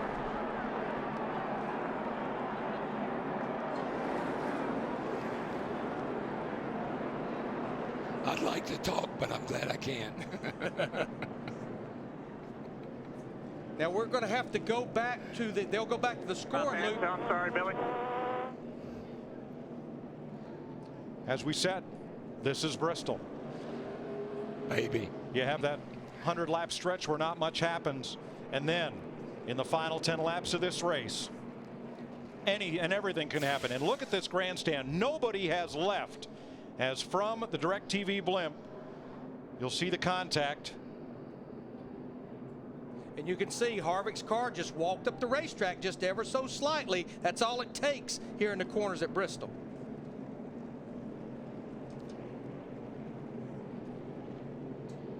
For the 3rd straight year, Tony Stewart leads the most laps at Bristol. Will not go to victory lane. Now, Mike, I know we said it was a 3-horse race, but now all of a sudden Jeff Burton, who has 4 fresh tires, he's sitting up there on the rear bumper of Denny Hamlin in that 11. And you know, Darrell, one thing I think that caused that 29 to walk up that racetrack, he got those left side tires down on the apron, which is a different angle than the banking, and I think that caused him to walk up just a little bit. Tony is slow getting in the corner. He backs off early. Harvick was trying to take advantage of that. Right there, you saw how Jeff Burton got to 2nd place. I've been watching Tony all day. He backs off real early. That opened the door for Harvick. And Harvick got on the apron, got into him. Let's watch Jeff Burton's view. Saw him clip the apron. Stay down, stay down, stay down. Come on, come on. Still there. Caution's out, caution's out. And that move has put Jeff Burton into 2nd place. Away, boss, that away. Behind Denny Hamlin. It's not over, but it will be shortly. Now, Stewart is still on the lead lap right now, and as we mentioned earlier, we have 15 cars on the lead lap. No one gets a free pass in the last 10 laps of the race. If you'd like to get an exclusive look inside the world of Richard Childress Racing with Jeff Burton and the number 31 Chevrolet, thanks to AT&T, now you can. Using cellular video on your AT&T handset, you can access all of the inside RCR content. 501 laps go on the board. Here's how overdrive works. Green flag, then you'll see the white flag, and then you'll see the checkers or the wreckers. And at Bristol, it very well could be the latter of the two. Either or, even money. You know, while we're looking at Jeff Burton here that's sitting in 2nd place, we need to mention that Clint Boyer got by Dale Earnhardt Jr. Of course, Dale Earnhardt Jr. out there on older tires. I know we've got 2 laps to go, but I've got to give a call right now to the 2 cars in the top 10. David Gilliland in the 38 car in 9th. And how about, we've talked about him, Eric Almirola in that Army car sitting there in 10th. Great run for both those drivers. Now, on that last green flag run, Dale Earnhardt Jr. was giving up some spots. Krista? Yeah, Mike, and we told you how there was a conflict between him and his crew chief deciding whether to pit or not. Dale Jr. knew his tires would probably not hold up. Just now he had come on the radio to talk to Tony Jr. and said he may have a right front flat tire. He hasn't mentioned it since. And what happens when you have those hot tires, we've talked about the rubber laying on the racetrack, you'll pick up that rubber and it'll make you feel like you've got a flat tire till you get them cleaned off. Yeah, it looks all right. I don't see it flat. 1 to go. You got to feel for Tony Stewart. Led the most laps, had a great run going here. Not going to win it. Kim Burton hoping that her husband Jeff will be the one who goes to victory lane. Remember last year, great 2nd place finish for Burton. behind Kyle Busch in the debut of the COT platform. And I felt like last year, if anybody but Burton had been behind Busch, Busch would have been in trouble. Joe Gibbs trying for his second win in a row. He won with Kyle Busch last week. He's got Denny Hamlin up there. We get one try at Green-white-checker. We go into overdrive, getting ready for the restart. Green flag, 2 to go. Denny Hamlin got a great restart. He didn't spin the tires like I was a little concerned about. Burton works up the racetrack just a little bit. There he goes. Hamlin's in trouble. Same thing happened to Burton to Hamlin last year. Settle in, get a good drive. Carl Edwards limping down the front straightaway. And both the Childress cars will get by him too. Hamlin's got a problem there, as well as Carl Edwards in the 99. Bring it on, bring it on. Levin's got a fuel pickup problem. For the first time in 2008, a Chevrolet will go to victory lane. RCR 1, 2, 3, Burton, Harvick, Boyer. Richard Childress Racing has never had a 1-2 finish. They just had a 1-2-3. Unbelievable. And that's why they sell it out every time the Sprint Cup Series comes to Bristol. Greg Biffle ended up 4th. Dale Earnhardt Jr. ended up 5th. 29 starts at Bristol for Jeff Burton. This is the first time he will drive to victory lane in a Sprint Cup car here. He's not won since Texas last spring. Way to go, buddy. 34 races ago. Great job, Jeff. Buddy. Proud of all of you guys. Proud of you. 1, 2, 3. Thank you, guys. All of you. Car owner Richard Childress congratulating Great job in the pits today, guys. Team Chevy driver Jeff Burton on winning at Bristol Motor Speedway from Chevy, an American Revolution.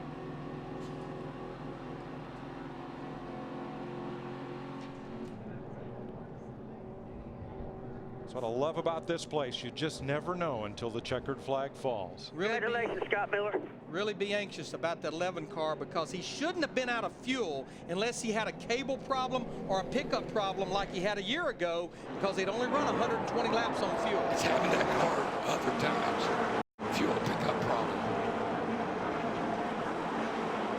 Kim Burton reacting to the pass for the lead. That will send her husband, Jeff Burton, to victory lane.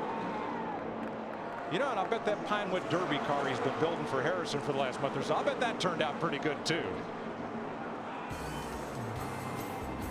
From South Boston, Virginia, Jeff Burton leads a Richard Childress Racing Chevrolet sweep at Bristol.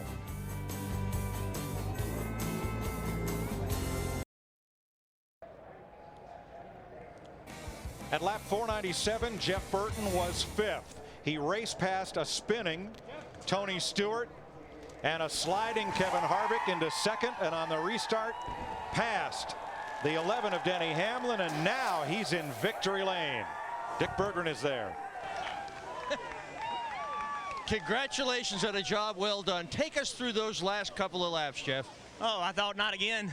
Same exact scenario as last year, just a different car in front of me, and I thought, oh God, not this again. But you know, obviously Harvick and Stewart got together there, and that opened the door for me to squeeze in. And then I don't know. I don't know if he ran out of gas or what happened, but he quit and we kept going. Worked out. Toward the end, before the last pit stop, the car had tightened up and you lost spot after spot. Did you think your day was over, or did you have confidence that your crew could get you back up front? Well, I didn't. Obviously, without a caution every day, you know, we weren't going to win. We had a good car all day. The AT&T Chevrolet was good. It was never the best car, but it was always a top 5 car. And the worst we were was that run. And you know, things work out sometimes for you, and sometimes they don't. Today it worked out for us, and we'll take it. Well done. Congratulations, Matt. Oh, 1, 2, 3 for Richard Childress Racing. But first off, Kevin Harvick, walk us through the contact between yourself and Tony Stewart. I just lost it. I mean, I got up on the inside there and just flat out lost the thing. You know, I just was trying to win a race, and, you know, I hate it. But, you know, the part that ticks you off is the spotters up there, EMF, and making you think it's coming from Tony. And, you know, Tony and I can work it out. We don't need some idiot up there, you know, stirring things up. But I just lost it. Great day for my Shell Pennzoil Chevrolet and all the guys at Richard Childress Racing. 1, 2, 3 finish. That's quite a day. And the call by Todd Berry for you to hit pit road and get fresh tires. Yeah, I mean, you know, we were pitting. Obviously, we were the first ones to pit, but we've seen a lot of races come down, and if everybody follows you, it works out good. If everybody didn't follow us, we'd have been in trouble. What a roll Kevin Harvick has been on. 4 straight top 10 finishes, Mike. A hard-fought second. today, Matt. There is the damage to the back end of Tony Stewart's car while racing for the lead with Kevin Harvick. That obviously is our Sprint Mobile monster moment, because that's when the race changed in an instant. With 2 to go, Kevin Harvick gets up into Stewart, who goes around out of the lead. When the race changes in an instant with NASCAR Sprint Cup Mobile, you can follow the race instantly.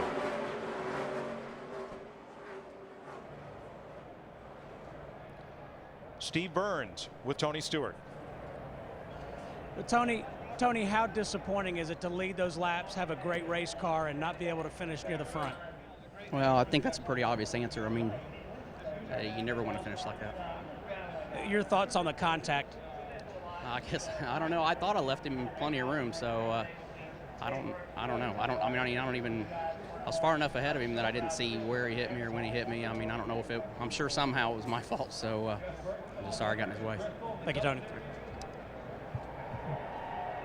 Tony and Kevin are very good friends off the track, and as Kevin said, I'm sure the two of them can work it out together.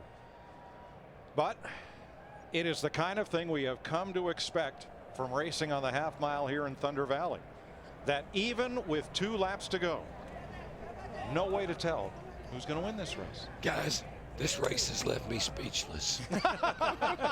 You started the day speechless. I think you were anticipating. I'm blown away. Just left me speechless. But I tell you, this was the 1-year anniversary of this new car, what we at one time was calling the car tomorrow, and it was different problems that caused it, but same results. Joe Gibbs Racing today, between Kyle Busch, Denny Hamlin, Tony Stewart, led over 300 laps of this race. The bottom line, just like a year ago, they didn't go to victory lane, but I was glad Matt Yoakum asked Kevin Harvick about Todd Berry's car. Certainly Harvick, Boyer, and Burton did their job, but Scott Miller, Todd Berry, and Gil Martin as the crew chiefs, they made the right call by bringing those cars to pit road to get those 4 tires. Race fans leave their Bristol tickets in their will. You do not give away tickets to this place, and today you've seen a great example of why. Kevin and Delana Harvick happy with second place and a sweep for car owner Richard Childress, something that has never happened in all the years of Richard Childress racing. Jeff Burton, a happy and popular winner. We'll be back with lots more from Thunder Valley. You are watching NASCAR on Fox.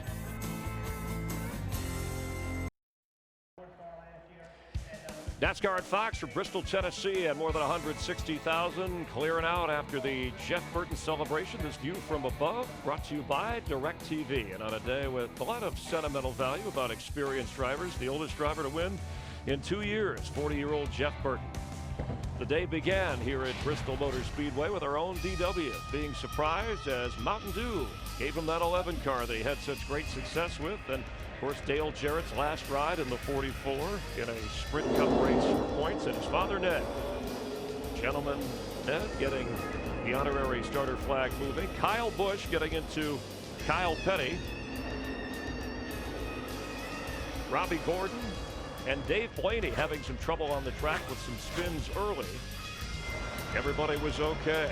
Clint Boyer making the move. He would finish third as this wound up, leading 81 laps early. Tony Stewart dominating in the first 300 laps in most of this race, leading for more than 100 of those. In this wreck, watch Ryan Newman came in 4th in points. Your Daytona 500 winner involved with Paul Menard. Jamie McMurray, we'll talk about his problems in a moment. 6 cars involved overall.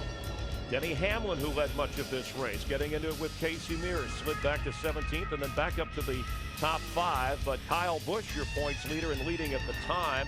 An alleged power steering problem causing problems in here. Yeah, one of the more spectacular wrecks of the day. Didn't look that bad. Mike Skinner gets in the back of the 78 car. Joe Nemechek's ruptures an oil cooler up the front.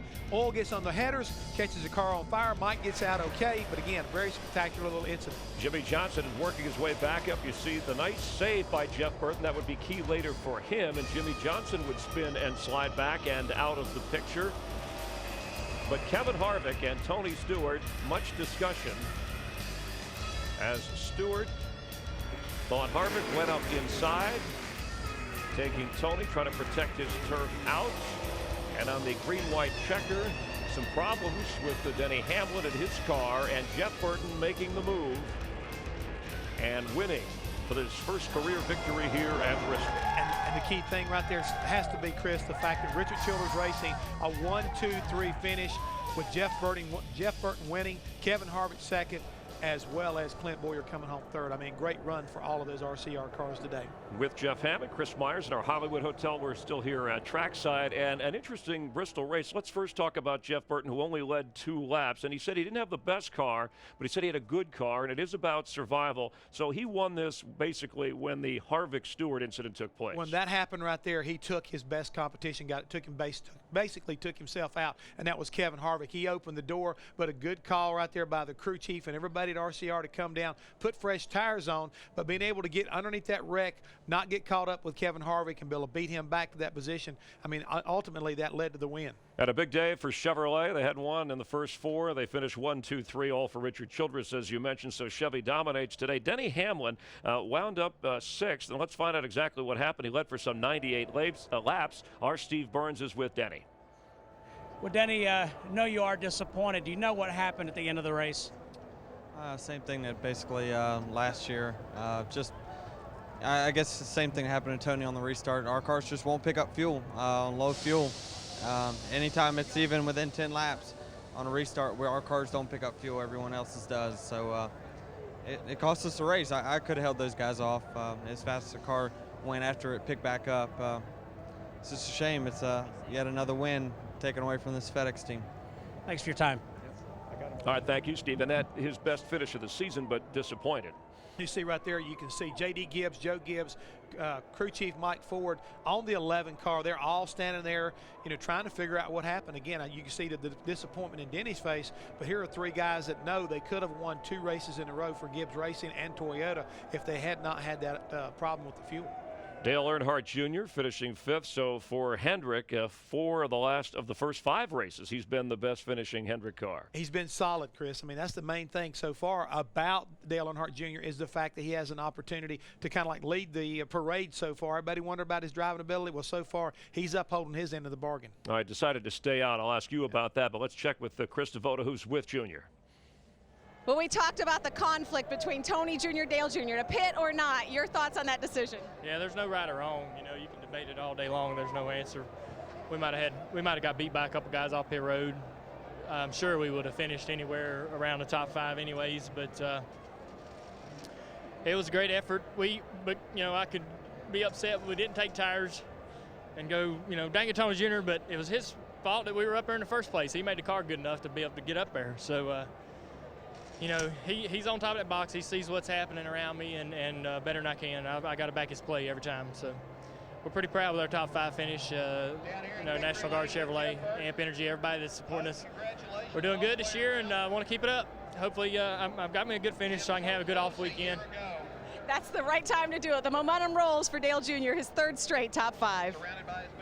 Well, Chris, I'm going to tell you right now, I love Dale Jr. because he said, I'm going to back my crew chief's play. He got me here. I'm going to go with him. Even though we didn't win the race, we still had a solid run all day long, and he's doing really well so far. So if they can keep that kind of chemistry up and that kind of positive attitude, well, guess what? They'll win some races pretty soon. And if you tuned in late and wondered why Darrell Waltrip was so quiet, actually laryngitis here right. and had a tough time. Somebody who wasn't quiet was Kim Burton, the wife of Jeff Burton. Looked like a cheerleader, so excited. And Dick Berger is standing by with the wife of the winner. Dick?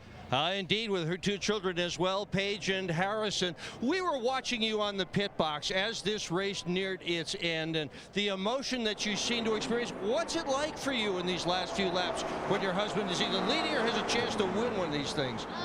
Well, last year we came so close with 2nd and with the car tomorrow, and I knew we had tires and I knew the 11 didn't, so I don't know, I was just hoping he could keep Harvick from trying to get under him, and when I saw that happened, that he got under the 11, I don't know, it was just exciting, just very exciting. Who's the best race driver in the world? Jeff Burton. How about you? Did you have fun today? Yes, I did. All right. How about those last few laps? How was it for you to be watching your dad having a chance to win? Well, it was really exciting because I didn't know for sure if he was going to actually get to chase him down and, sort of pass him, but he did, and when he did, we were just all so happy. He did a good job, didn't he? Yeah, he did. All right. Thanks very much. All right, thank you. Nice to see Dick Berggren with some young people. And I don't want to say Dick's getting up there in years, but you know that movie 10,000 BC just opened, the original title, Dick Berggren, The Early Years. Oh. I hope he, and we kid. It was a good movie. Because Dick can't hear us right now. Coming up, we're going to recap the points, how we stand after 5 races and a break before Martinsville. And then, Jeff, you'll help us examine that line of demarcation, the danger zone, 35 points, the owners, how that figures in things. We're live in Bristol. It's NASCAR on Fox.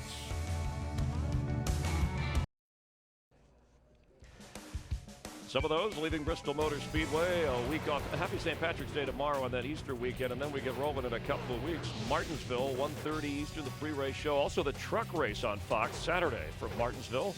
After Martinsville, it's off to Texas, where Jeff Burton won last year, had great success. And then in Phoenix, a couple of 1:30 starts after the weekend off, and then a night race, 8 o'clock Eastern in Phoenix. Oh, it's going to be a great schedule as far as I'm concerned. Can't wait to go to Martinsville again. We saw a great battle last year with teammates Jeff Gordon and Jimmy Johnson really going at it hot and heavy. So I think nothing's going to change. We're just going to roll right on into there and pick up right where we left off here today. Yeah, tracks Jeff Burton has done well at, just like today. Richard Childress finishing 1, 2, 3, and the owner of those race teams standing by with our Dick Berggren. Dick? And Richard Childress did some racing here at Bristol and came as close to winning one of these things as finishing third. Would it have been a bigger deal to you to have won as a driver, or is today's 1, 2, 3 the bigger deal? Dick, I tell you, today was great. You know, it's just, I'm happy for everybody at RCR and all of our sponsors and all of our fans. You know, this is for them. You know, it's just a special, special day to have a cars run 1, 2, 3, and Jeff and AT&T, you know, winning the race. It takes so much here in big league racing to be able to win one of these things or even finish in the top 5. How did you manage to get 3 teams, 1, 2, 3? Again, it's just hard work, great race drivers, pit crew, Matt Clark, Ray Wright, all of the new guys that's been working our pit crews have done a fantastic job, and man, I couldn't be prouder of all of them. This one here too. Oh, yeah, Clint Boyer just came in to congratulate Richard. Let's go to Matt Yoakum. A stellar run by Clint Boyer in the 07. What a crazy finish to Bristol. Man, I tell you, Monday's going to be exciting at Harvick's house with Stewart. I think the back waxing or whatever they got going on. I might go over there to check it out. Might bring some boxing gloves for him. No, it was a fun day. We led it early, kind of lost it in the pits, but it wasn't our fault. Jack Daniels Chevrolet was good. Really proud of Gil and all the guys. What a good weekend. You know, won last night and third today. Pretty good. When you sum up today, you look back to yesterday, the old car in the Nationwide Series, today, the car tomorrow. How different was the race for you behind the wheel? It's a lot different. I mean, the cars handle a lot different. And, you know, the biggest thing was the temperature. You know, the cloud cover coming in and out, the track really changed up. We got really tight there in the sun and was pretty good in the cloud cover early. But it was a good day. Clint Boyer, third here in Thunder Valley. Thank you very much, Matt. And performances today, along with Jeff Burton's victory, 24-year-old Eric Almirola, who just a couple of days ago celebrated his birthday in for Mark Martin in the 8 car in DEI, his best career finish. Steve Burns is with Eric. Well, Eric, you talked before the race about how itchy you were to get in the race car. You had a great day today. How does it feel after this debut in 2008? Feels awesome to go out here and knock the cobwebs off and run 8th. Makes my job easy when the car runs as good as it did. Really proud of Tony Gibson and all these guys on this U.S. Army team. They rallied behind me all day. At some points we weren't that good, and other points we were really good. So we just fought it all day, and we had a really good car there at the end. I wish we could have somehow figured out a way to get track position because we were pretty good. I think we could have run top 5. I don't know if we were good enough to win, but we were good enough to run top 5, and these guys deserve this kind of run. They build awesome race cars. Everybody at DEI has been working really hard, burning the midnight oil to build good race cars, and they have. Eric, you talked about knocking the cobwebs off, but did you anticipate having this good of a run? I didn't originally, and then yesterday morning we fired off for practice, and we were really good. Man, they made a lot of changes Friday night from the practice Friday, and as soon as we hit the racetrack Saturday morning, I knew we were going to be really good. It was really easy to drive. I didn't have to hustle it, and it was still really fast. So it just makes it a lot of fun to drive. Thank you. Thank you. Thank you, guys. What a big day for Greg Biffle. Unofficially second in points, 30 markers out of the lead. What a turnaround for you and this team. It really has been. You know, we've been running great all season, and you know, it's a big credit to all the guys at the shop, all the guys that work on this 16 team. And everybody's just worked so hard, and we've had great races, great pit stops. The guys struggled the first couple of races, but man, they're really laying the heat down now. Pit crew and the engines are running good.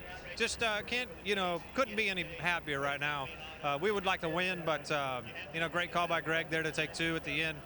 Maybe 4. We could have got up there and wrestled with those guys, but still another top 5 run. Can you really never stress the importance of chemistry? 9 of the 14 guys that primarily work on this car were not with this team last year, and how things, chemistry-wise, it's like flipping a switch. Well, we got Bobby McKeith back, and he was on our team when we ran second points in 05, and he's been a big help, coming back and giving Will a little bit of help, the car chief. So. And, Greg's got a year under his belt, understands the Roush Fenway system a little better. Robbie Reiser's been a big help. Chip, everybody has given us a lot of support, and that's a team effort, and that's why we're here. Impressive 4th place run by Greg Biffle. And 30 points out of first place. Kyle Busch still your points leader. Jeff Burton, the winner here. His crew chief, Scott Miller, 2 years ago, won with Kevin Harvick at this track, and he's standing by. Let's check in with the crew chief. And this is his 5th career win as a crew chief. Tell us about the adjustments that you made on that final stop and the job your driver did once he had him under him. Well, I mean, the first thing you gotta have to get the job done like we did as a driver that can do it, and I'm just so proud of Jeff Burton. Gives us 100% every week. The last call was fairly easy for us because we weren't going to win the race from where we were, so it was just trying to make something happen, and it worked out good for us, and proud of all my RCR teammates too. 1, 2, 3 is a big deal. Well, you were certainly watching when that incident happened in front of your car, and the move that Jeff Burton made. Tell us about it. Well, I mean, he's the way he's weaved through wrecks since I've been working for him is miraculous. I mean, he just seems to have a 6th sense for where to be and where to stay out of trouble, and I'm just glad to have him behind the wheel. He might well have won the race last year as well had he been willing to use the front bumper on Kyle Busch. How about that? Well, maybe this is a little bit of payback for that. I mean, that's just, as he said back then in all the interviews, that's just not who he is, racing that way. And maybe this fortune that we had today was payback for not doing that last time. This team is full of nice guys. The crew chief, the driver, are 2 of them, Chris. All right, Dick Bergman, we can add you to the list. But Scott Miller making Bardstown, Kentucky proud. And what a jump from 12th to 4th in the Sprint Cup points in the last 4 races for Jeff Burton, who is currently 4th. These are the standings after 5 races. You see Harvick, who came in 3rd stage there. Junior hanging in there. Clint Boyer. Kurt Busch currently 10th, Truex 12th. And one thing I want to point out right now, Eric Almirola, that young man finished in 8th today. They were 18th coming here with Mark Martin driving. Because of the finish today, they've now moved up to 16th. So good job by that young man. As we look at the rest of the points, Kyle Busch, who had a chance to win this race, finishing a couple of laps down, officially 17th in the race, but maintaining that top spot. We will continue live from Bristol Motor Speedway, where AT&T dialed up a victory for Jeff Burton today.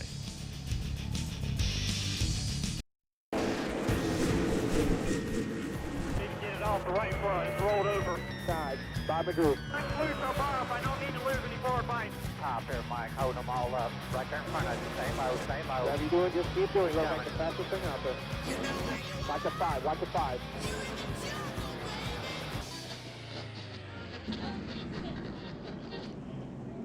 Jeff Burton, your winner. Some rough moments here at Bristol Motor Speedway and the hills of Tennessee. NASCAR on Fox. Jeff Hammond, Chris Myers in the Hollywood Hotel. Larry McReynolds, Mike Joy, Darrell Waltrip upstairs in the booth. And Jeff, from here on in, starting with the next race at Bristol, you're basing your point system for the owners on the points of this year, 2008, not from last year. So this is a danger zone for some drivers like Jamie McMurray, and it's been a while for him being for this in this spot where he has no guarantee and has to qualify to get into the next race. That's right. In 2 weeks when we go back to Martinsville, because of the performance of the 26 or the bad luck of the 26, he finds himself outside the top 35 as far as the owner points are concerned. So that gives him no guarantees. He's got to go to Martinsville and qualify that 26 car unless And I think, there's a couple options there. I mean, there may be some points moved around as far as the 17 and 26 by Roush if they wanted to try to protect him. But if he doesn't, that driver has got to qualify his way in. And because of his performance today, Sam Hornish Jr. is our only rookie that's inside the top 35, so he can breathe a sigh of relief as far as going to Martinsville. So, Larry, some pressure for not only the drivers, the crew chief, the team. Some people could be left out in the cold that aren't used to that. Well, yeah, and Chris, this is a battle that doesn't end here. It can move each and every week, and as we've seen before, it'll go all the way down to Homestead about who ends up in the top 35. But one point I'd love to make, 4 teams that are in the top 35 as we leave here, they have never experienced it before, and that's Brian Vickers in the 83 car and all 3 of the Michael Waltrip racing cars. All last year, the first 5 races this year, they had to worry about go or go home and qualify. Now they can actually worry about racing. There was really only one change in and out of the top 35. There were 3 cars that moved up, 30th, 31st, and 32nd place.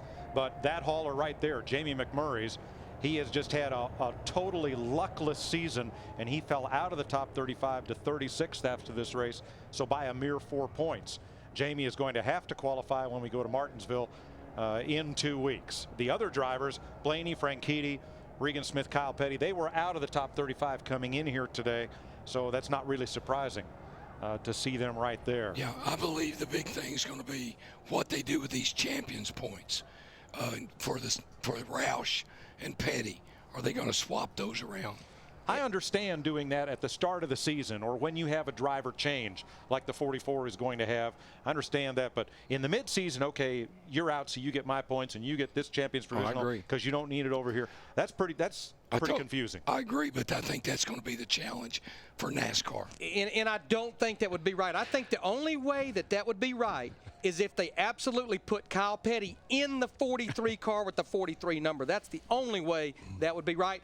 Right or wrong in the rule book. So stay tuned, fellas, and we'll see how it sorts out in 2 weeks when we go to Martinsville and have knockout qualifying on Speed Channel once again. Yeah, you know what you call that right there? As the world turns in this situation right now, as NASCAR as the world turns, because we don't know what's going to happen. There'll be a lot of decisions to be made. And again, I kind of echo the same sentiments my guys up there and colleagues up there in the booth. I don't like it. I wish we could do something about it. But, again, NASCAR has the rules that you can work within.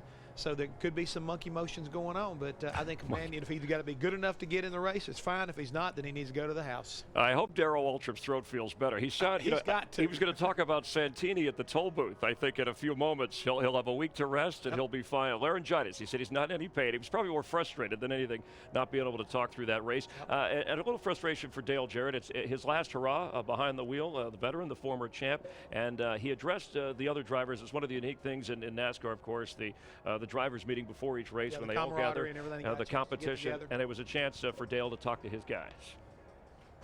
Enjoy this.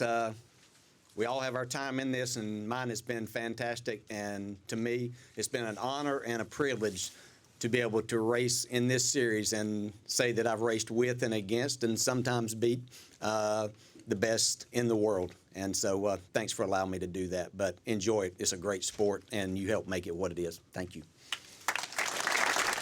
Chris Kubota talked with Dale Jarrett after today's 37th place finish at Bristol. Well, it's not the last time Dale Jarrett will be in a race car. We still have the All-Star Challenge, but it is the last points race. Dale, I know it wasn't the result that you wanted, but your thoughts as you walk out of Bristol for the last time?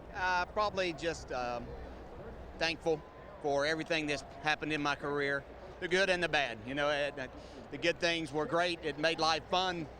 The bad things taught me good lessons in life, and thanks to a lot of people in this garage area that I can still call friends. I don't think I made any enemies today, so that's a good thing. And yeah, it wasn't the day that we wanted for this UPS Toyota, but we battled and we had some things happening from the beginning to the very last couple of laps there. But I'm going out with the best sponsor in the business in UPS, and I'm proud of that. And just glad this is over, and we'll move forward from here. When asked about driving these race cars, Dale Jarrett said it's been an honor and a privilege. Thanks very much, Krista, and for Dale Jarrett. He's been a terrific champion. You cannot sum it up, any better than the fact he is a champion in both on the track as well as off. And as certainly his responsibilities as a driver delivered over the years. Tonight on Fox, coming up, King of the Hill, American Dad, The Simpsons, and more King of the Hill. Well, look, we've had Dodge, a couple of Ford wins, Toyota, and now Chevy. It's wide open as we get a break before we head to Martinsville. It's racing at its finest right now. We're getting ready to go to another great racetrack in a couple of weeks at Martinsville, and we'll carry the battle right onto there. Tony Stewart led the most laps. Jeff Burton's son there enjoying his dad's victory as Jeff Burton pulls into victory lane. For Darrell, Larry, Jeff, Steve, Matt, Krista, Dick, I'm Chris Myers for our entire production crew. Thanks for tuning in. Have a great Easter. We'll see you in a couple of weeks, and thanks for watching NASCAR on Fox.